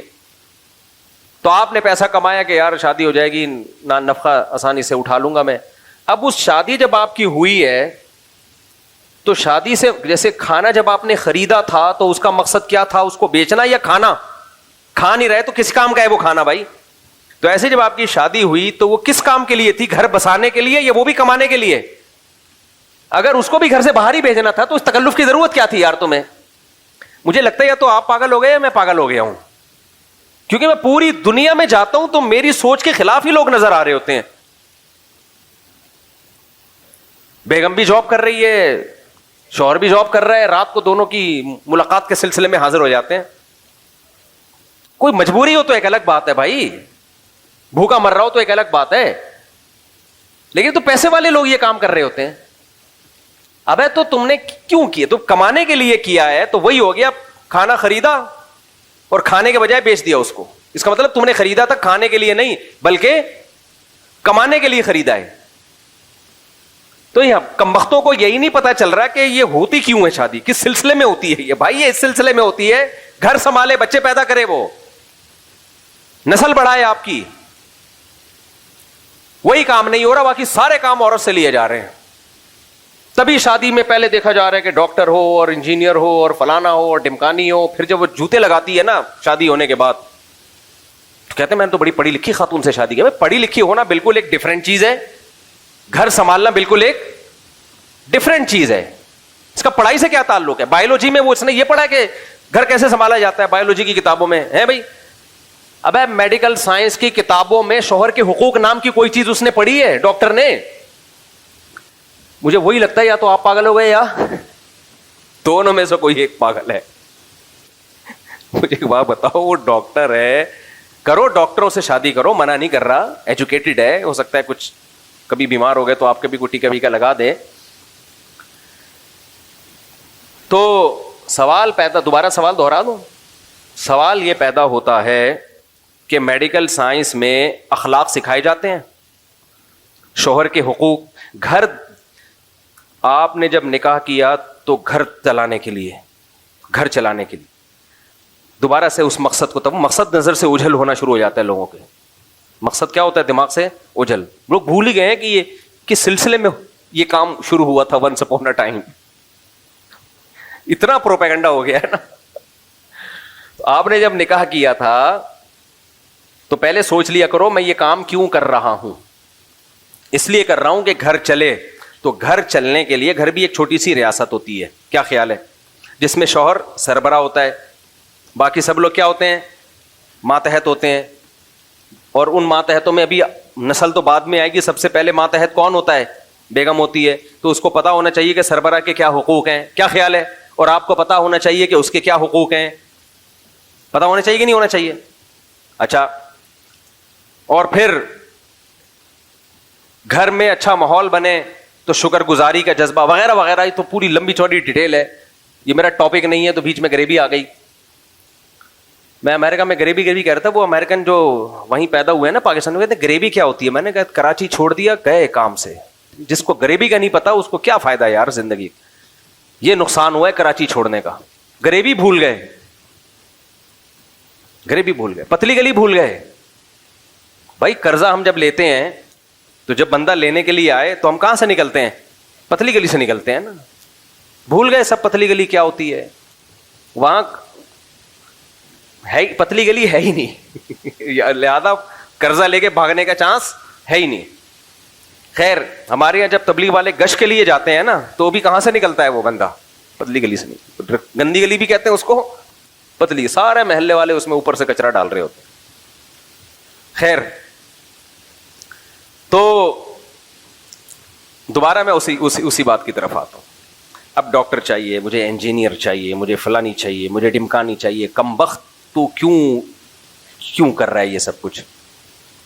گھر چلانے کے لیے اگر چاہیے تو بایولوجی کی کسی کتاب میں گھر چلانے کا طریقہ, میڈیکل سائنس کی کسی کتاب میں گھر چلانے کا طریقہ نہیں لکھا ہوا. یہ پڑھا ہی نہیں ہے اس نے, تو گھر چلے گا کیسے؟ پہلے زمانے میں بہشتی زیور دیے جاتے تھے. مولانا شرف علی تھانوی رحمہ اللہ نے بچیوں کے لیے کتاب لکھی تھی, اس میں گھرداری, تبھی طلاقیں کم ہوتی تھیں. بہشتی زیور جب نہیں تھی تو اس سے پہلے فارسی میں جو رائج تھی اس میں کتابیں تھیں, ہر بچی کو دی جاتی تھی, یہ بہشتی زیور پڑھو تاکہ گھر چلانا ہے تمہیں. انگریز جب آیا تو بہشتی زیور جیسی کتابیں تو ختم ہو گئیں, تو ان کے پاس تو کوئی ایسی کتاب ہی نہیں تھی, لہذا انگریزوں کے گھر تو تباہ ہو گئے. میرے سامنے نا بڑے لوگ فنٹر بنتے ہیں, کہتے ہیں نہیں وہ تو بڑے وفادار ہوتے ہیں, ان کے گھر تباہ نہیں ہوتے. بھائی گھر بناتے کم وقت بڑھاپے میں ہیں, تو تباہ ہونے کے لیے کچھ ٹائم تو چاہیے نا. اب بڈھا بڈھی کیا تباہ کریں گے؟ وہ 18 سال میں شادی کرو پھر گھر چلا کے دکھاؤ, ہمارے لونڈے لپاڑوں کی طرح. ہمارا نوجوان جب اس کا ٹیسٹوسٹیرون لیول بالکل ہائی پہنچا ہوا ہوتا ہے نا, اس وقت وہ شادی کرتا ہے اور بیوی سے وفا کرتا ہے. دادا نانا بن کے مرتا ہے وہ, گورا یہ ظرف دکھا دے. اور عورت بھی وفا کرتی ہے اپنے شوہر کے ساتھ, ان میں نہیں ہے یہ ظرف. وہ سارے ادھر ادھر سب سارے تجربے کر کے 50 55 60 سال میں جا کے بھی سب نہیں کر رہے ہوتے. کچھ لوگ کہتے ہیں چلو شادی بھی کر لیتے ہیں ہم. گھر بھر ان کا ہے ہی نہیں, تو وہ کہاں سے کتابوں میں پڑھائیں گے بھائی گھر کیسے بچایا جاتا ہے, گھر چلانے کے سسٹم کیا ہوتا ہے. اب ہمارے یہاں مسلمانوں میں بھی یہ چیزیں آ رہی ہیں. ان مسلمانوں کو کمبخت نہیں کہنا چاہیے. ان بیچاروں کو یہ پتہ ہی نہیں چل رہا کہ یہ اللہ نے یہ نظام بنایا کیوں ہے. تو کہہ رہے ہوتے ہیں ہمیں ڈاکٹر چاہیے, ہمیں فلانی چاہیے. بھائی انسان کی بچی ہونی چاہیے. مرد میں تو پھر بھی یہ ضروری اس لیے ہے کہ وہ کماتا ہے, تو کچھ ہوگا, ہنر تو کمائے گا نا. عورت میں تم نے کیا کرنا ہے؟ باقی تعلیم دو عورت کو, 100 دفعہ دو, ہم نے منع نہیں کیا, لیکن گھر اس تعلیم سے نہیں چلے گا, یہ ذہن میں رکھنا. بچیوں کو ڈاکٹر بھی بناؤ, انجینئر بھی بناؤ, سائنٹسٹ بھی بناؤ, 100 دفعہ بناؤ, ہم اس کے خلاف نہیں ہے. لیکن یہ توقع مت رکھنا کہ یہ سائنٹسٹ بن جائے گی یا انجینئر بن جائے گی یا ڈاکٹر بن جائے گی تو یہ گھر اچھی طرح چلائے گی, بچوں کی اچھی تربیت کر لے گی. یہ دماغ خراب ہے. ہماری مائیں اور جو پہلے مائیں گزری ہیں, ان کے گود سے جو بچے پیدا ہوئے ہیں وہ بہت بہت باصلاحیت بچے پیدا ہوئے ہیں, علماء صلحاء اور بڑے بڑے لوگ پیدا ہوئے ہیں. وہ ان کے پاس یہ نالج نہیں تھی, انہوں بہشتی زیور پڑے ہوئے ہوتے تھے, انہوں نے, سمجھ رہے ہو, چند اخلاقی چیزیں ان کو معلوم ہوتی تھیں جو آج کی نئی جنریشن کو یہ معلوم نہیں ہے. حیض و نفاس تک کے تو مسائل, طہارت کے احکام تک نہیں آتے آج کل بچیوں کو. بلکہ نہ صرف یہ کہ ان کے پاس گھر چلانے کی صحیح تعلیم نہیں ہے, بلکہ الٹا غلط تعلیم ہے, گھر تباہ کرنے کی تعلیم ہے. میرا جسم میری مرضی, یہ والی تعلیم ہے ان کے پاس. شوہر نے اگر تھپڑ لگا دیا, غلط لگایا, تو تم بھی جواب میں آگے سے اسی طرح کھینچ کے چماٹا اس کے منہ پہ چپکا دینا. یہ والی ایجوکیشن ہے جو کہاں دی جا رہی ہے؟ یونیورسٹیوں میں دی جا رہی ہے. ساس کی ذرا بھی خدمت نہیں کرنا. ساس کون ہوتی ہے تمہیں کچھ کہنے والی؟ یہ والی تعلیم کہاں پڑھائی جا رہی ہے؟ بولتے کیوں نہیں یار, چپ کیوں بیٹھے ہوئے ہو؟ یہ ہے یونیورسٹیوں میں. حالانکہ یہ کتاب میں نہیں لکھا ہوا ہوتا, لیکن یہ پروفیسر صاحب غریبی میں, جیسے میں بہت ساری چیزیں بیان کے دوران غریبی میں چلا رہا ہوتا ہوں, تو پروفیسر صاحب تعلیم کے ساتھ ساتھ یہ چیزیں کیا چلا رہے ہوتے ہیں؟ غریبی میں. کیونکہ اس کی اپنی بیوی بیچارے کی وہ یہی کچھ کر رہی ہوتی ہے اس کی اماں کے ساتھ, اور اس پہ خوش بھی ہوتا ہے وہ. خیر, تو اس کو نہ صرف یہ کہ صحیح تعلیم نہیں دی جا رہی, بلکہ باقاعدہ غلط تعلیم دی جا رہی ہے. تو پھر جو تباہی گھروں میں پھیلے گی وہ تو ہوگی نا. ابھی آئے ہوئے تھے 1-1.5 مہینہ پہلے ایک صاحب, کسی کو نہیں پتا چلے گا کس کی بات کر رہا ہوں, بہت کروڑ پتی آدمی ہیں, بڑی ملیں ان کی, ان کو بھی شوق تھا ایجوکیٹڈ. میں نے کہا پہلے اخلاق دیکھو. نہیں ایجوکیٹڈ جب کر لی, اس کے بعد جو ان کا سر گنجا کیا ہے نا, تو بجائے بال لگوانے کے وہ میرے پاس آ گئے. بال ڈائریکٹ اس لیے لگوانے نہیں گئے کہ ان کو پتا تھا کہ بال لگوا کے دوبارہ میں نے شادی کی تو دوبارہ یہ کیا ہو جائیں گے, گر جائیں گے. انہوں نے کہا پہلے اس کا کوئی پائیدار حل ہو جائے کہ دوبارہ نہ گرے.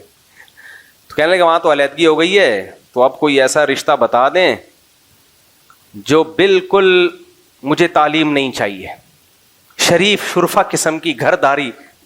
گھر چلانے والی لڑکی ہو. میں نے کہا بھائی میں تو رشتے وشتے کراتا نہیں ہوں, لیکن دیر آئے درست آئے. ہاں ایک چیز میں نے ایڈ کر لی, میں نے کہا یہ شرط نہ لگائیں یہ تعلیم یافتہ نہ ہو, یہ بھی غلط شرط ہے. تعلیم یافتہ ہو یا نہ ہو, اس سے یہ دوسرے درجے کی چیز ہے. پہلے کیا ہو, گھر چلانا جانتی ہو, پھر بے شک تعلیم یافتہ بھی ہو, اچھی بات ہے, پھر نور علی نور. گھر تو آئے پہلے, گھر ور نہیں آ رہا آج کل مارکیٹ میں میرے بھائی, کیونکہ وہی بات ہے, اس کو اس یونیورسٹیوں میں جو صحبت مل رہی ہے نا, انوائرمنٹ جو ہے, ماحول, وہ ماحول کیا کہہ رہا ہے, آزادی والا. میں نے بتایا تھا نا ایک واقعہ, ونس اپون اے ٹائم, پرانی بات ہے, اتنی پرانی کہ میں زیادہ پرانی اس لیے لے کے جا رہا ہوں کہ میرے گھر والوں کو پتہ نہ چل جائے کہ زوجہ کی بات ہو رہی ہے نا. یہ بھی میرے ساتھ بڑا مسئلہ ہے, میں بیان کو اچھا ہو بتایا نہیں, آپ اس کو وہاں بھی لے کر گئے تھے. اب منہ سے نکل گیا, اب اس کو سیٹ کرنا پڑے گا مجھے. بہرحال میری ایک دفعہ نئی نئی شادی ہوئی تھی, اب بہت دفعہ ہوئی ہے نہیں تو ایک دفعہ کی بات ہے. میں اپنے گھر والوں کو لے گیا کسی ورک شاپ میں جس میں ٹائم مینجمنٹ اور وغیرہ وغیرہ, بڑی اچھی ورک شاپ تھی, اور وہ جو ٹرینر تھے وہ بھی بہت زبردست. میرے گھر والوں نے مجھے بتایا کہ جو خواتین پیچھے بیٹھی ہوئی تھی نا, وہ سب مجھے باغی بناتی رہی ہیں کہ تم نے مفتی صاحب سے شادی کی ہے. میں نے کہا ہاں جی. تمہارا دماغ صحیح ہے, پہلے سے ان کی اتنی 2 بیویاں, اب 2-3 تھیں, وہ نہیں بتاؤں گا میں, وہ سمجھ جائیں گے نا کس کی بات ہے. تو تمہارا دماغ صحیح ہے. اچھا تو تم گھر سے نکلتے ہوئے اپنے شوہر سے پوچھتی ہو؟ اس نے کہا ہاں ہم تو پوچھتے ہیں بھائی. ہم تو نہیں پوچھتے. یہ باتیں چل رہی ہیں پیچھے, ہم تو نہیں پوچھتے, جب گھر سے باہر جاتے ہیں ہم تو اپنے ہسبینڈ سے نہیں پوچھتے, اور اگر ہمیں روک بھی دے ہم بھی نکل آتے ہیں. آگے ساس تک تو پہنچے نہیں, وہ تو میری والدہ تو اللہ مغفرت فرمائے بہت پہلے انتقال ہو گیا تھا ان کا. ساس سے بغاوت. تو میں نے کہا بھائی یہ ورک شاپ میں جو وہ اچھی اچھی باتیں سکھا رہے ہیں وہ باتوں کا اثر نہیں ہوگا. اثر کس کا ہوگا, یہ یاد رکھو. درس میں کوئی کتنی اچھی باتیں کر رہا ہو نا, جو لوگ سن رہے ہوتے ہیں ان پر اس درس کا اتنا اثر نہیں ہوتا. یہ جو دائیں بائیں لوگ بیٹھے ہوئے کان بھر رہے ہوتے ہیں نا, یہ زیادہ مؤثر ہوتا ہے. اس درس کی 2 ٹکے کی حیثیت نہیں چھوڑتے وہ.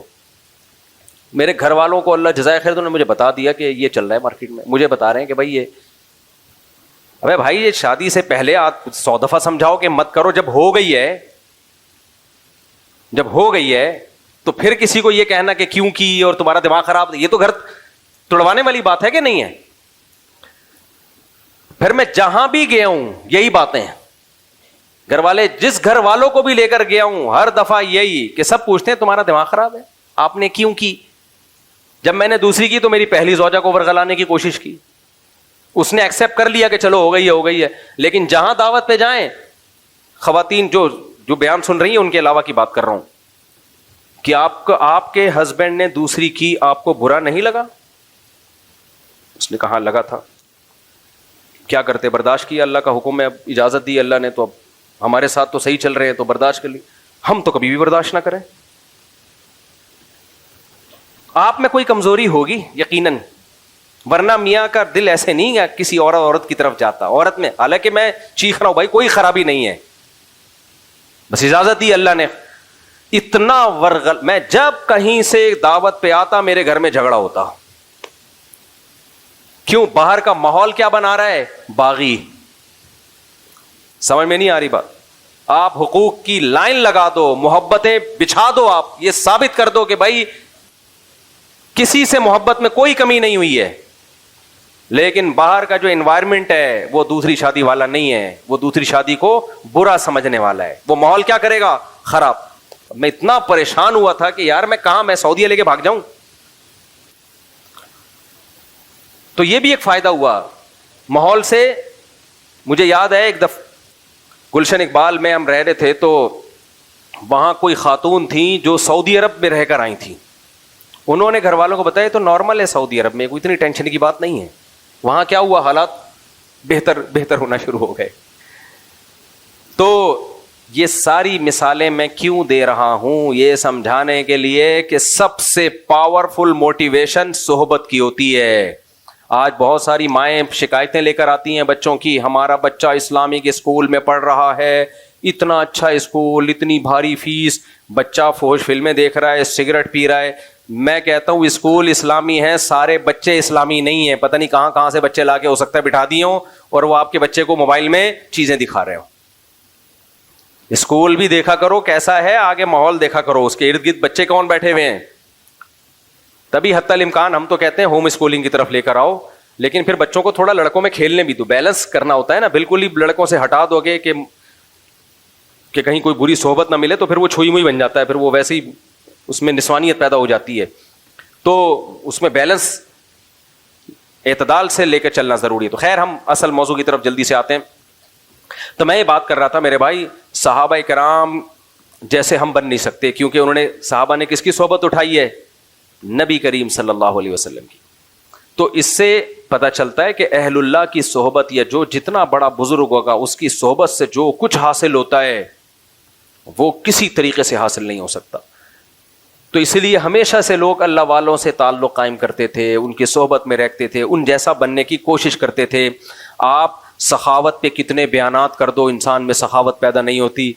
کچھ دن سخی لوگوں کے ساتھ گزار لو, آدمی خود بخود کیا بن جاتا ہے؟ سخی. آپ نے دیکھا ہوگا کچھ قومیں سخاوت میں مشہور ہیں, کچھ کنجوسی میں مشہور ہیں. کیوں؟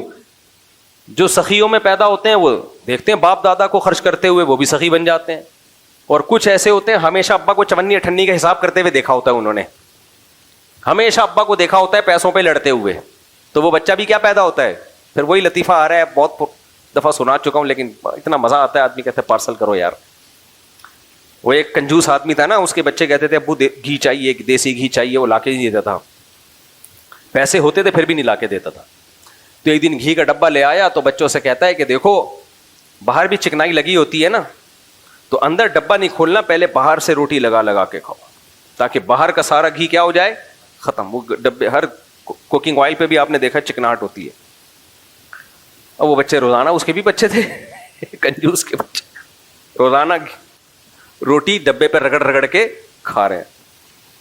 اس کو سفر پہ جانا تھا تو اس نے گھی الماری میں بند کر کے رکھ دیا کہ ایسا نہ ڈبہ کھول کے پورا ہی چٹ کر جائیں, لاک لگا دیا الماری. سفر کے بعد آیا اور کہنے لگا کہ بچوں گھی تو نہیں کھولا تم نے؟ انہوں نے کہا نہیں ابو, ہم الماری سے روٹی لگا لگا کے کھاتے تھے. اس نے رکھ کے ایک تھپڑ لگایا, بغیر تو کچھ دن گھی کے بغیر صبر نہیں کر سکتے تھے. اب بتاؤ جو اس ماحول میں پیدا ہوگا وہ بچے سخی بنیں گے؟ وہ اپنے بچوں کے ساتھ بھی یہی کریں گے. تو یہ گھی کا ڈبہ کئی صدیوں تک وراثت میں جائے گا, ہی ہے کئی نسلوں تک. تو صحبت, ہاں میں یہ بتا رہا تھا کہ پہلے زمانے میں اس کی بڑی حیثیت تھی کہ کوئی پیر و مرشد ہونا چاہیے, اس سے ہم اپنی اصلاح کروائیں. لیکن جیسے کچھ شعبے چلتے ہیں تو ٹھیک ہوتے ہیں, بعد میں ان میں خرابیاں پیدا ہو جاتی ہیں. تو اب خرابی یہ پیدا ہو گئی کہ پیر و مرشد کو انسان سے اوپر کی کچھ چیز سمجھا جانے لگا ہے. پیر کا دائرہ کار دیکھو, ڈاکٹر کا دائرہ کار کیا ہوتا ہے؟ جو بیماری ہے اس کو ٹھیک کرے. ڈاکٹر سے آپ یہ مشورہ لیتے ہو کہ میں نے کہاں شادی کرنی ہے, کہاں نہیں کرنی ہے, کون سا بزنس کرنا ہے, کون سا نہیں کرنا. ڈاکٹر کہے گا ٹیکا لگا, نکل یہاں سے, نہ میرا ٹائم ضائع کر نہ اپنا ضائع کر. تو پیر و مرشد کا کام ہوتا ہے آپ کے اندر جو گناہ ہے وہ آپ سے چھڑوا دے, بس. اس سے آگے پیر کا دائرہ کار بولو نہیں ہے. حتیٰ کہ شرعی مسائل بتانا بھی اس کا کام نہیں ہے, وہ مفتیوں کا کام ہے. لیکن آج کل جو مارکیٹ میں پیر آ رہے ہیں, میجورٹی, سب نہیں, بہت سے اچھے بھی ہیں الحمدللہ, میجورٹی کیا ہے؟ وہ پیر کم, اور اس کو معاذ اللہ پیغمبر سے بھی اونچا درجہ دے دیا ہے. میں جانتا ہوں ایسے لوگوں کو, شادی کر لی پیر کی مرضی کے بغیر, پیر صاحب ناراض ہو کے بیٹھ گئے, ابا اماں کی نہیں مان رہے, پیر کو باپ بنایا ہوا ہے. شریعت میں ماں باپ کا درجہ پیر و مرشد سے بولو زیادہ ہے, ٹیچر سے بھی زیادہ ہے. یہ ذہن میں رکھو. آج کل بعض لوگ تعلیم دیتے ہیں استاذ کا درجہ ماں باپ سے زیادہ. نا نا نا نا, قرآن کے مطابق استاذ کا درجہ والدین سے کم ہے, بہت کم ہے. بہت بڑا درجہ ہے استاذ کا, لیکن ماں باپ سے کے برابر نہیں ہے. ماں باپ کو سب سے سپیریئر رکھا ہے اللہ نے. قرآن کے الفاظ دیکھو, عیسیٰ علیہ السلام پیدا ہوئے ماں کی گود میں, جب بول رہے ہیں تو برم بوالدتی, توحید کا اعلان کر کے کہہ رہے ہیں اللہ نے مجھے حکم دیا کہ اپنی ماں کے ساتھ اچھا سلوک کروں. میں ابھی ماں کی گود میں ہے, وہ پیغمبروں کو حکم ہے ماؤں کے ساتھ اچھا سلوک کریں.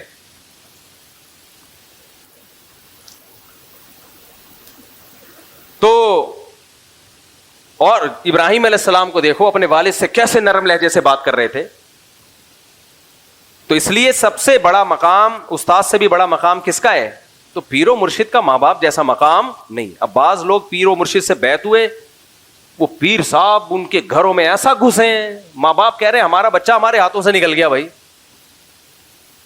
ہم نے تو بھیجا تھا گناہ چھوڑوا دیں گے, تو سارا دن پیر صاحب کی خدمت میں لگا رہتا ہے, ہمیں ہمارا تو رہا ہی نہیں ہے. یہ مولانا شلوی تھانوی رحمۃ اللہ علیہ بڑے حکیم تھے, حکیم الامہ تھے. حکیم سے مراد حکمت والے. انہوں نے ان پیروں پہ رد کرتے ہوئے لکھا ہے کہ لو تھی کسی اور کی اور ہو کسی اور کی گئی ہے اولاد, جنا کسی نے اور ہو کسی اور کی گئی, نہ نہ نہ, جنہوں نے جنا ہے انہی کی رہے گی. ہمارے شیخ حضرت مفتی رشید احمد صاحب سے کسی نے پوچھا کہ حضرت پیر صاحب اگر کسی ایک بات کا حکم دے رہے ہوں اور والدین اس کی دوسری بات کا حکم دے رہے ہوں تو والدین کی مانیں یا پیر صاحب کی مانیں؟ حضرت نے فرمایا وہ پیر ہی نہیں ہے جو ماں باپ کی مرضی کے خلاف آپ کو حکم دے, کیونکہ اس کا کام ہے شریعت پہ چلانا. تو شریعت تو کس کو, ماں باپ کی اطاعت کا حکم دیتی ہے. وہ کہے گا تم نے پوچھ کیسے لیا مجھ سے.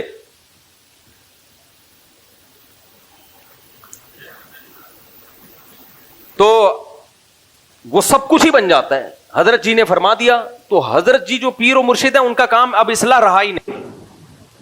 اپنی نہیں ہوتی اصلاح, اس کی کیا کریں گے؟ دل میں دنیا کی محبت, شہرت کی لالچ. علماء کہتے ہیں بزرگ بننے کے لیے نا ظاہری اعمال کے ساتھ جو باطنی اعمال ہے نا, باطن میں 3 چیزوں کا ہونا ضروری ہے. 3 چیزیں. ظاہری تو مطلب نماز با جماعت کا پابند ہو, شریعت کے مطابق اس کا حلیہ ہو, کبیرہ گناہوں سے بچتا ہو, تو ظاہری اعمال. باطن, ظاہری تو نظر آ جاتے ہیں نا, باطن میں 3 چیزیں, حب جاہ, حب با اور حب مال. مال کا لالچی نہ ہو, ہوس نہ ہو, جاہ کا لالچی نہ ہو, شہرت کا بھوکا نہ ہو. اور تیسرا باہ. باہ کا مطلب کیا ہے؟ یہ لفظ سنا ہوگا نا, قوت باہ, حکیم جو بیچ رہے ہوتے ہیں نسخے. باہ بڑی بھی نہ ہو حد سے. کیا مطلب؟ حلال اور حرام کا فرق جانتا ہو. کتنے جاہل پیر ایسے ہیں, لوگوں نے اپنی بیٹیاں ان سے بیعت کروائیں اعتماد کر کے کہ یہ باپ والا سلوک کریں گے, اور انہی کے ساتھ غلط نظروں سے دیکھنا شروع کر دیا. انہی کو غلط نظروں سے دیکھنا شروع کر دیا. تو یہ کیا ہے؟ اس کا مطلب اس کو اپنی خواہش پہ کنٹرول نہیں ہے. بچیوں کو پڑھا رہے ہیں اور پڑھا کے ان سے ریلیشن قائم ہو گیا. یہ اسکینڈل بنتے رہتے ہیں, یونیورسٹی میں بھی بنتے ہیں اور بعض مذہبی لوگوں کے بھی بنتے ہیں. تو پہلے زمانے میں دیکھا جاتا تھا, جو بزرگ تھے نا وہ خلافت دینے سے پہلے دیکھتے تھے کہ نمبر 1 ظاہری تو کبیرہ گناہ تو نہیں ہے. آج بعض لوگوں کو خلافت ملی ہوئی ہے, سودی بینک میں مینیجر ہے, اب کمائی حرام رہا ہے, اس کو آپ نے خلافت دے دی ہے بھائی. تو کبیرہ گناہ کا مرتکب ہے, آپ اس کو خلافت دے رہے ہو. نماز پڑھ نہیں رہا, ایک پیر صاحب نے خلافت دی اپنے مرید کو کہ یہ میرے جانشین ہے, وہ فجر نہیں پڑھتا تھا. ہم نے کہا حضرت یہ تو فجر کی نماز ہی نہیں پڑھتا, چلو 1 آدھ دن ہوتا ہے, 2 دن ہوتا ہے, 15 دن شارٹ. انہوں نے کہا انشاءاللہ اللہ توفیق دے گا, پڑھ لے گا. ابے تو جب توفیق دے گا تو پھر خلافت دے دینا نا. جو نماز نہیں پڑھ رہا وہ دوسروں کو کیا نمازی بنائے گا؟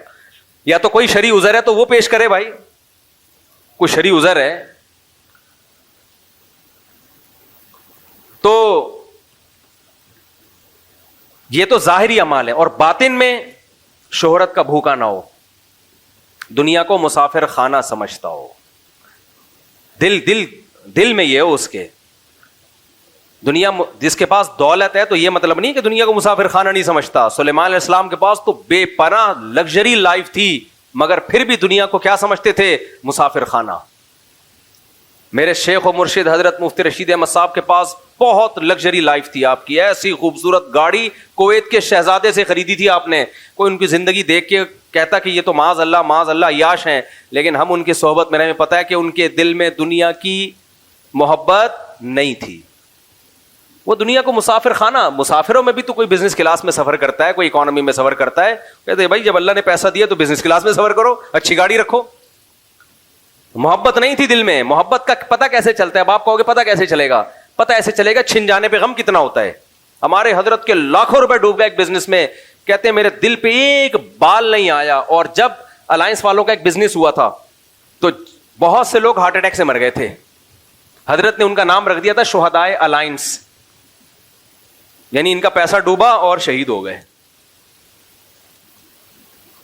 اس سے کبھی بھی اندازہ نہ لگایا کرو کہ کوئی بزنس کلاس میں سفر کر رہا ہے یا بڑی گاڑیوں میں گھوم رہا ہے تو یہ دنیا کی محبت اس کے دل میں ہے. نا نا نا نا, ایسے تو آپ دھوکہ کھا جاؤ گے بھائی. آپ تو سلیمان علیہ السلام کی شاہی زندگی دیکھو گے تو آپ سمجھو گے یہ پیغمبر بھی معاذ اللہ دنیا پرست ہے. نا نا نا, دنیا پرستی کا پتہ دل کی کیفیت ہے. اس سے پتہ چلتا ہے کہ اگر یہ چھن جائے تو اس کو غم کتنا ہوتا ہے. اہل اللہ والوں کو وہ غم بہرحال نہیں ہوتا جو دنیا پرستوں کو. تو کہتے ہیں مسافر خانہ ہے, مل جائے ٹھیک ہے, نہیں تو کیا ہے, جیسے بس میں سفر کر رہے ہوتے ہو, سیٹ مل جائے کھڑکی والی خوش ہو جاتے ہو, نہیں تو پائیدان پہ لٹک کے بھی سفر ہو جاتا ہے. اب آپ نے کہا وہ کھڑکی والی سیٹ پہ بیٹھا ہوا اتنا, اس کا مطلب یہ دنیا پرست ہے, اس کو یہ مسافر خانہ نہیں سمجھتا. نہیں بھائی, اس کو یہ سیٹ نہ ملتی پائیدان پہ لٹک کے سفر کر کے بھی اسی طرح گنگناتا ہوا جاتا. یہ تو ہم نے دیکھا ہے اللہ والوں کو پیسہ چھین بھی جائے, کہتے چلو یار آنے جانے والی تھی. دنیا دار آدمی تو مر رہا ہوتا ہے, اور اللہ والوں کے پاس جتنا پیسہ ہوتا ہے ان کے صدقات و خیرات آپ کے ہوش اڑا دے, اور جتنا ان کے پاس ہو سکتا ہے اتنا نہیں ہوتا, وہ اس سے بھی زیادہ سکتا ہے. تو پہلے زمانے میں یہ بزرگ کی ڈیفینیشن ہوتی تھی, اب بھی ہیں اللہ والے لوگ ہیں, ختم کبھی بھی نہیں ہوں گے. دنیا میں قیامت آ جائے گی اگر سارے اللہ والے ختم ہو جائیں, لیکن اس میں دھوکہ زیادہ ہو گیا ہے. تو خیر میں جلدی سے بات کو سمیٹ کے ختم کروں تو نبی کریم صلی اللہ علیہ وسلم نے صحابی کو فرمایا انتم اعلم بامور دنیاکم منی, تم جو کھجوروں کو, نر کھجوروں کو مادہ کھجوروں کے ساتھ جو ان کا بھور ملاتے ہو, تو اگر تم نے میرے مشورے پہ نہیں ملایا تو میں نقصان ہو گیا تو کوئی ایسی بات نہیں ہے, دنیا کا معاملہ ہے, تم مجھ سے زیادہ جانتے ہو. تو ہمارے نبی نے تو بتا دیا کہ دنیا کے معاملات میں بھائی تمہارا تجربہ ہے تو ٹھیک ہے, اس میں کوئی حرج نہیں ہے. مجھے اللہ نے میسنجر بنا کے بھیجا ہے اللہ کا پیغام بندوں تک پہنچانے کے لیے. کھجوریں کیسے زیادہ بڑھیں گی اور کم ہوں گی یہ میرا موضوع نہیں ہے. تو میں یہ بتا رہا تھا آج کل پیروں کو یہ خود یہ بات ہمارے نبی کے نبی ہونے کی دلیل ہے, خود یہ بات نبی کے نبی ہونے کی دلیل ہے. دیکھو جو سچا ہوتا ہے اس کا دعویٰ کلیئر ہوتا ہے, جو جھوٹا ہوتا ہے وہ روزانہ پینترے بدلتا ہے. مرزا غلام احمد قادیانی کے دعوے آپ اس کی کتابوں سے اٹھا کے دیکھو, روز چینج ہوتے تھے. کبھی کہتا تھا میں ذلی نبی ہوں, کبھی کہتا تھا میں سچی مچی کا اوریجنل نبی ہوں, کبھی کہتا تھا میں وہی مسیح موعود ہوں جو عیسیٰ علیہ السلام نے آنا تھا وہ میں ہی ہوں, کبھی کہتا تھا میں امام مہدی ہوں. کسی ایک بات پہ ٹکا نہیں ہے وہ, کیونکہ جھوٹے آدمی کو فیور چاہیے جس طرح جو بن پڑے. دیکھو منکرین حدیث جو پرویزی فرقہ ہے نا, مفتی رشید احمد صاحب نے ان پر ایک کتاب لکھی ہے, اس میں یہ جو پرویز تھا نا جو جس نے حدیث کا انکار کیا ہے, ایک جگہ اس نے دعویٰ کیا کہ حدیث سرے سے حجت ہی نہیں ہے, دوسری کتاب میں حضرت نے اس کا قول نقل کیا ہے, دعویٰ کیا کہ حدیث حجت تو ہے لیکن جن ذرائع سے ہم تک پہنچی وہ قابل اعتماد نہیں ہے. تیسری جگہ اس نے دعویٰ کیا کہ حدیث حجت تو ہے اور قابل اعتماد بھی ہے لیکن صرف صحابہ کے لیے. حضرت نے فرمایا یہ ایک ہی آدمی, ایک تنظیم کے مختلف آدمی نہیں ہے, ایک ہی آدمی کے تین متضاد دعوے ہیں. اس سے پتہ چلتا ہے کہ اس کا مقصد لوگوں میں کنفیوژن پیدا کرنا ہے. یہ بالکل ایسے جیسے پروفیسر غامدی صاحب وہ کیا کرتے ہیں, حدیث حجت نہیں ہے, حدیث تاریخی کتابیں ہیں, لیکن جب اپنا استدلال کرنا ہوگا قرآن کے اگینسٹ تو بخاری کی حدیثیں پیش ہوں گی, مسلم کی حدیثیں پیش ہوں گی. بھائی آپ ایک جگہ ٹکتے کیوں نہیں ہو؟ آپ جب آپ کو فیور چاہیے تو بخاری بھی آ رہی ہے, مسلم بھی آ رہی ہے, اور جب آپ کو فیور نہیں چاہیے تو یہ تو تاریخی کتابیں, ان کی کوئی حیثیت نہیں ہے. بخاری مسلم میں ہے نا آف اللحا, داڑھی بڑھاؤ, رکھنے کا نہیں ہے بڑھانے کا ہے. غامدی صاحب نے کہا بڑھانا ضروری نہیں ہے. صحیح مسلم, بخاری مسلم میں عیسیٰ ابن مریم آسمانوں پہ ہیں, لَيُوشِكَنَّ أَن يَنزِلَ فِيكُمُ ابْنُ مَرْيَمَ حَكَمًا وَعَدْلًا. پورے عربی الفاظ پڑھ کے سنا رہا ہوں میں. ضرور بھی ضرور تم پر عیسیٰ ابن مریم آسمان سے نازل ہوں گے. بخاری میں بھی ہے, مسلم میں بھی ہے, حدیث کی تمام کتابوں میں ہے. فَيَكْسِرُ الصَّلِيبَ, صلیب کو ختم کر دیں گے. وَيَقْتُلُ الْخِنزِيرَ, دنیا سے خنزیر کا خاتمہ کر دیں گے. وَيَضَعُ الْجِزْيَةَ, اور جہاد میں جزیے کو ختم کر دیں گے. اتنی واضح حدیث, لیکن جب جناب غامدی صاحب کے سامنے جاتی ہے کہتے ہیں حدیث تاریخی کتابیں ہیں. تو یہ بھائی ایک جگہ آپ ٹک نہیں رہے ہو. جب میں بھی کینیڈا امریکہ میں تھا نا, تو ایک خاتون بڑی اگریسو ہوئی تھی. غامدی صاحب کا کلپ سنا, آپ کیا 4 شادیاں کرتے رہتے ہو, یہ تو غزوہ احد میں بچیاں شہید ہو گئی تھیں, سارے کچھ لوگ شہید ہو گئے تھے تو بچیاں یتیم ہو گئی تھیں, ان کے لیے اسلام نے کہا 4 کرو. میں نے کہا محترمہ, ان کو تو جواب نہیں دیا, میں نے کہا میں جا کے جواب ریکارڈ کرواؤں گا کہ یہ آپ نے پروفیسر غامدی صاحب کی دلیل سنی ہے, قرآن میں صاف طور پر 4 شادیوں کا تذکرہ ہے. تو غامدی صاحب نے کہا غزوہ احد میں کچھ ایسا ہوا تھا جس کی وجہ سے اجازت دی گئی تھی, تو ضرورت کے وقت اس اجازت سے فائدہ اٹھایا جا سکتا ہے. یہ کہاں سے نکالا آپ نے؟ یہ تو بخاری کی حدیث ہے, حضرت عائشہ کہہ رہی ہیں نا, اور اس کا مطلب بھی وہ نہیں ہے جو آپ بیان کر رہے ہیں. وہ مطلب کیا ہے وہ ایک الگ بحث ہے, لیکن آپ استدلال قرآن کے خلاف کہاں سے کر رہے ہو؟ بخاری کی حدیث سے کر رہے ہو. تو اجماعی مسئلہ ہے, اس میں جب آپ نے قرآن کی مخالفت کرنی ہے تو پھر بخاری کا سہارا, جب نہیں کرنی تو بخاری کی کوئی حیثیت نہیں ہے. تو بھائی ایک جگہ نہیں, جو بھی اس ایک جگہ, ان کا مقصد کنفیوژن پیدا کرنا, ہر مسئلے میں کنفیوژن پیدا کر دینا. تو ہمارے نبی کریم صلی اللہ علیہ وسلم کی سیرت دیکھو, جو پہلے دن دعویٰ تھا آخری دن بھی وہی. پہلے دن بھی انما انا بشر مثلکم, بشر ہوں, انسان ہوں, میرا کام اللہ کا پیغام تم تک پہنچانا ہے. نہ میں عالم الغیب ہوں, لو کنت عالم الغیب لاستکثرت من الخیر, اگر میرے پاس غیب کا علم ہوتا مجھے کبھی نقصان نہ ہوتا. تم دیکھتے ہو مجھے نقصان بھی ہوتا ہے, اس کا مطلب نہیں ہے میرے پاس غیب کا علم اور مجھے کوئی نقصان نہ ہوتا. اور میں قل سبحان ربی, میرا رب ہر عیب سے پاک ہے. تم جو مجھے کہتے ہو کہ نہریں جاری کر دیں, یہ کر دیں, وہ کر دیں, بھائی میں خدائی کا دعویٰ تھوڑی کر رہا ہوں, میں تو اللہ کا پیغام تم تک پہنچاؤں. اور پیغام بھی کیا ہے؟ حلال و حرام کا علم, اللہ کا پیغام. کھجوروں میں برکت, کھجوریں کیسے بڑھتی ہیں کم ہوتی ہیں, یہ میرا موضوع نہیں ہے, اس میں مجھ سے غلطی بھی ہو سکتی ہے. دیکھو بخاری کی حدیث ہے, خدا کی قسم یہ ایسی نبوت پر ایسی جاندار دلیلیں ہیں نا, یہ حدیثیں ایسی جاندار دلیلیں. جب بھی کوئی شخص جھوٹ بولتا ہے نا, وہ اتنا کلیئر نہیں ہوتا, اتنا صاف نہیں ہوتا. وہ صحیح بخاری کی حدیث ہے, نبی کریم صلی اللہ علیہ وسلم فجر کی نماز پڑھانے کے لیے آئے, اقامت ہو چکی تھی. آپ نے کیا فرمایا؟ لوگ تو اس کو توہین سمجھیں گے, لیکن یہ تعظیم نبی ہے, یہ تعظیم نبی ہے. آپ نے فرمایا یا ایھا الناس انما انا بشر مثلکم, اے لوگو میں تمہاری طرح کا انسان ہوں, انسا کما تنسون, ایسے بھولتا ہوں جیسے تم بھول جاتے ہو. پھر آپ نے فرمایا مجھ پہ غسل فرض ہے اور وہ میں غسل کرنا بھول گیا. پھر آپ گئے, غسل کر کے آئے اور آپ کے بالوں سے پانی ٹپک رہا تھا اور آپ نے نماز پڑھائی ہے. بے داغ سیرت اسی کو کہا جاتا ہے. آج جاہل پیروں کو دیکھو, شو سرکار کو دیکھو, ان جاہل پیروں کو دیکھو, یہ اپنے بارے میں, یہ تو ان سے, اور یہ جتنے اس ٹائپ کے اور بہت سارے پیر ہیں, کوئی ایک نہیں ہے, وہ تو شفت و مشہور ہو گیا. تصوف کی لائن میں جو خرابیاں ہیں, پیر کو پتہ نہیں کیا سمجھ رہے ہیں, نہ یہ بھول سکتا ہے, نہ اس سے غلطی ہو سکتی ہے, نہ یہ غلط مشورہ دے سکتا ہے, نہ اسے اونگ آتی ہے, نہ اسے نیند آتی ہے. وہ گوہر شاہی مرا تھا تو انہوں نے کہا مرا نہیں, یہ غار میں چلا گیا ہے, نہ یہ مرتا ہے. پیغمبر کے بارے میں قرآن کہہ رہا ہے انک میت وانہم میتون, ہے نبی آپ پر بھی موت آئے گی, ان پر بھی موت واقع ہوگی. کل نفس ذائقۃ الموت, ہر نفس نے موت کا ذائقہ چکھنا ہے. کیسی بے داغ سیرت سید الانبیاء صلی اللہ علیہ وسلم کی, تبھی تو آپ کا دین چلا ہے اور چلتا رہے گا قیامت تک. تو خیر میں یہ عرض کر رہا تھا کہ یہ جو علم ہے نا, کھجوروں میں کیسے برکت ہوتی ہے, اس علم, یہ وہ علم نہیں ہے جس کی بیس پر انسان کو وہ فضیلت ملتی ہے جس پہ وہ فرشتوں پہ مقام لے گیا. ہاں اس کی اپنی الگ سے فضیلت ہے, کیونکہ اگر پتہ ہی نہیں چلے گا پیداوار میں اضافہ کیسے ہو رہا ہے تو ہم سب بھوکے مر جائیں گے.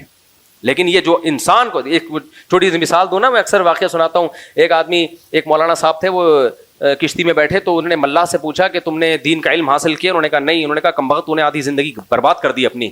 آگے جب کشتی ڈوبنے لگی تو انہوں نے کہا مولوی صاحب آپ کو تیرنا آتا ہے؟ انہوں نے کہا نہیں. کہا تو پوری برباد کر دی آپ نے. سمجھ لو.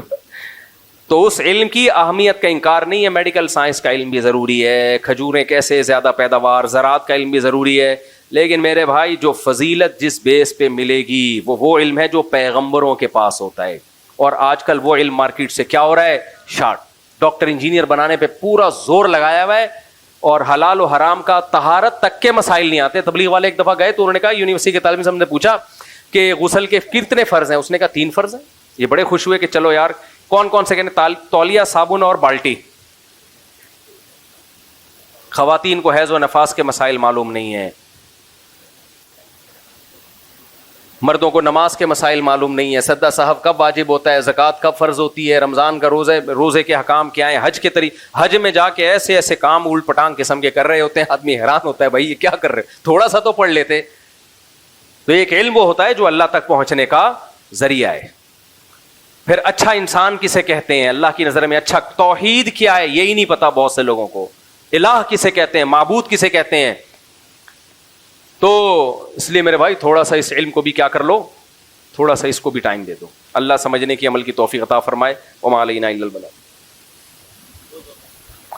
اچھا آپ ہیں جناب, آپ ہیں وکیل, ہاں یہ رہے آپ ہیں ماشاء اللہ. میں اچھا آپ مجھے بتا دیں, آپ نے اجازت دی کہ سیدہ کمل مشتاق بنت سید مشتاق احمد کا نکاح میں 1 لاکھ مہر, کوئی 2.5 سینکڑا ہزار 10,000 لاکھ, 1 لاکھ مہر میں محمد داؤد صدیقی ولد محمد سرور صدیقی سے کروں, آپ نے اجازت دی ہے؟ جزاک اللہ. الحمد للہ نحمده ونستعینه ونستغفره ونؤمن به ونتوکل علیہ ونعوذ باللہ من شرور انفسنا ومن سیئات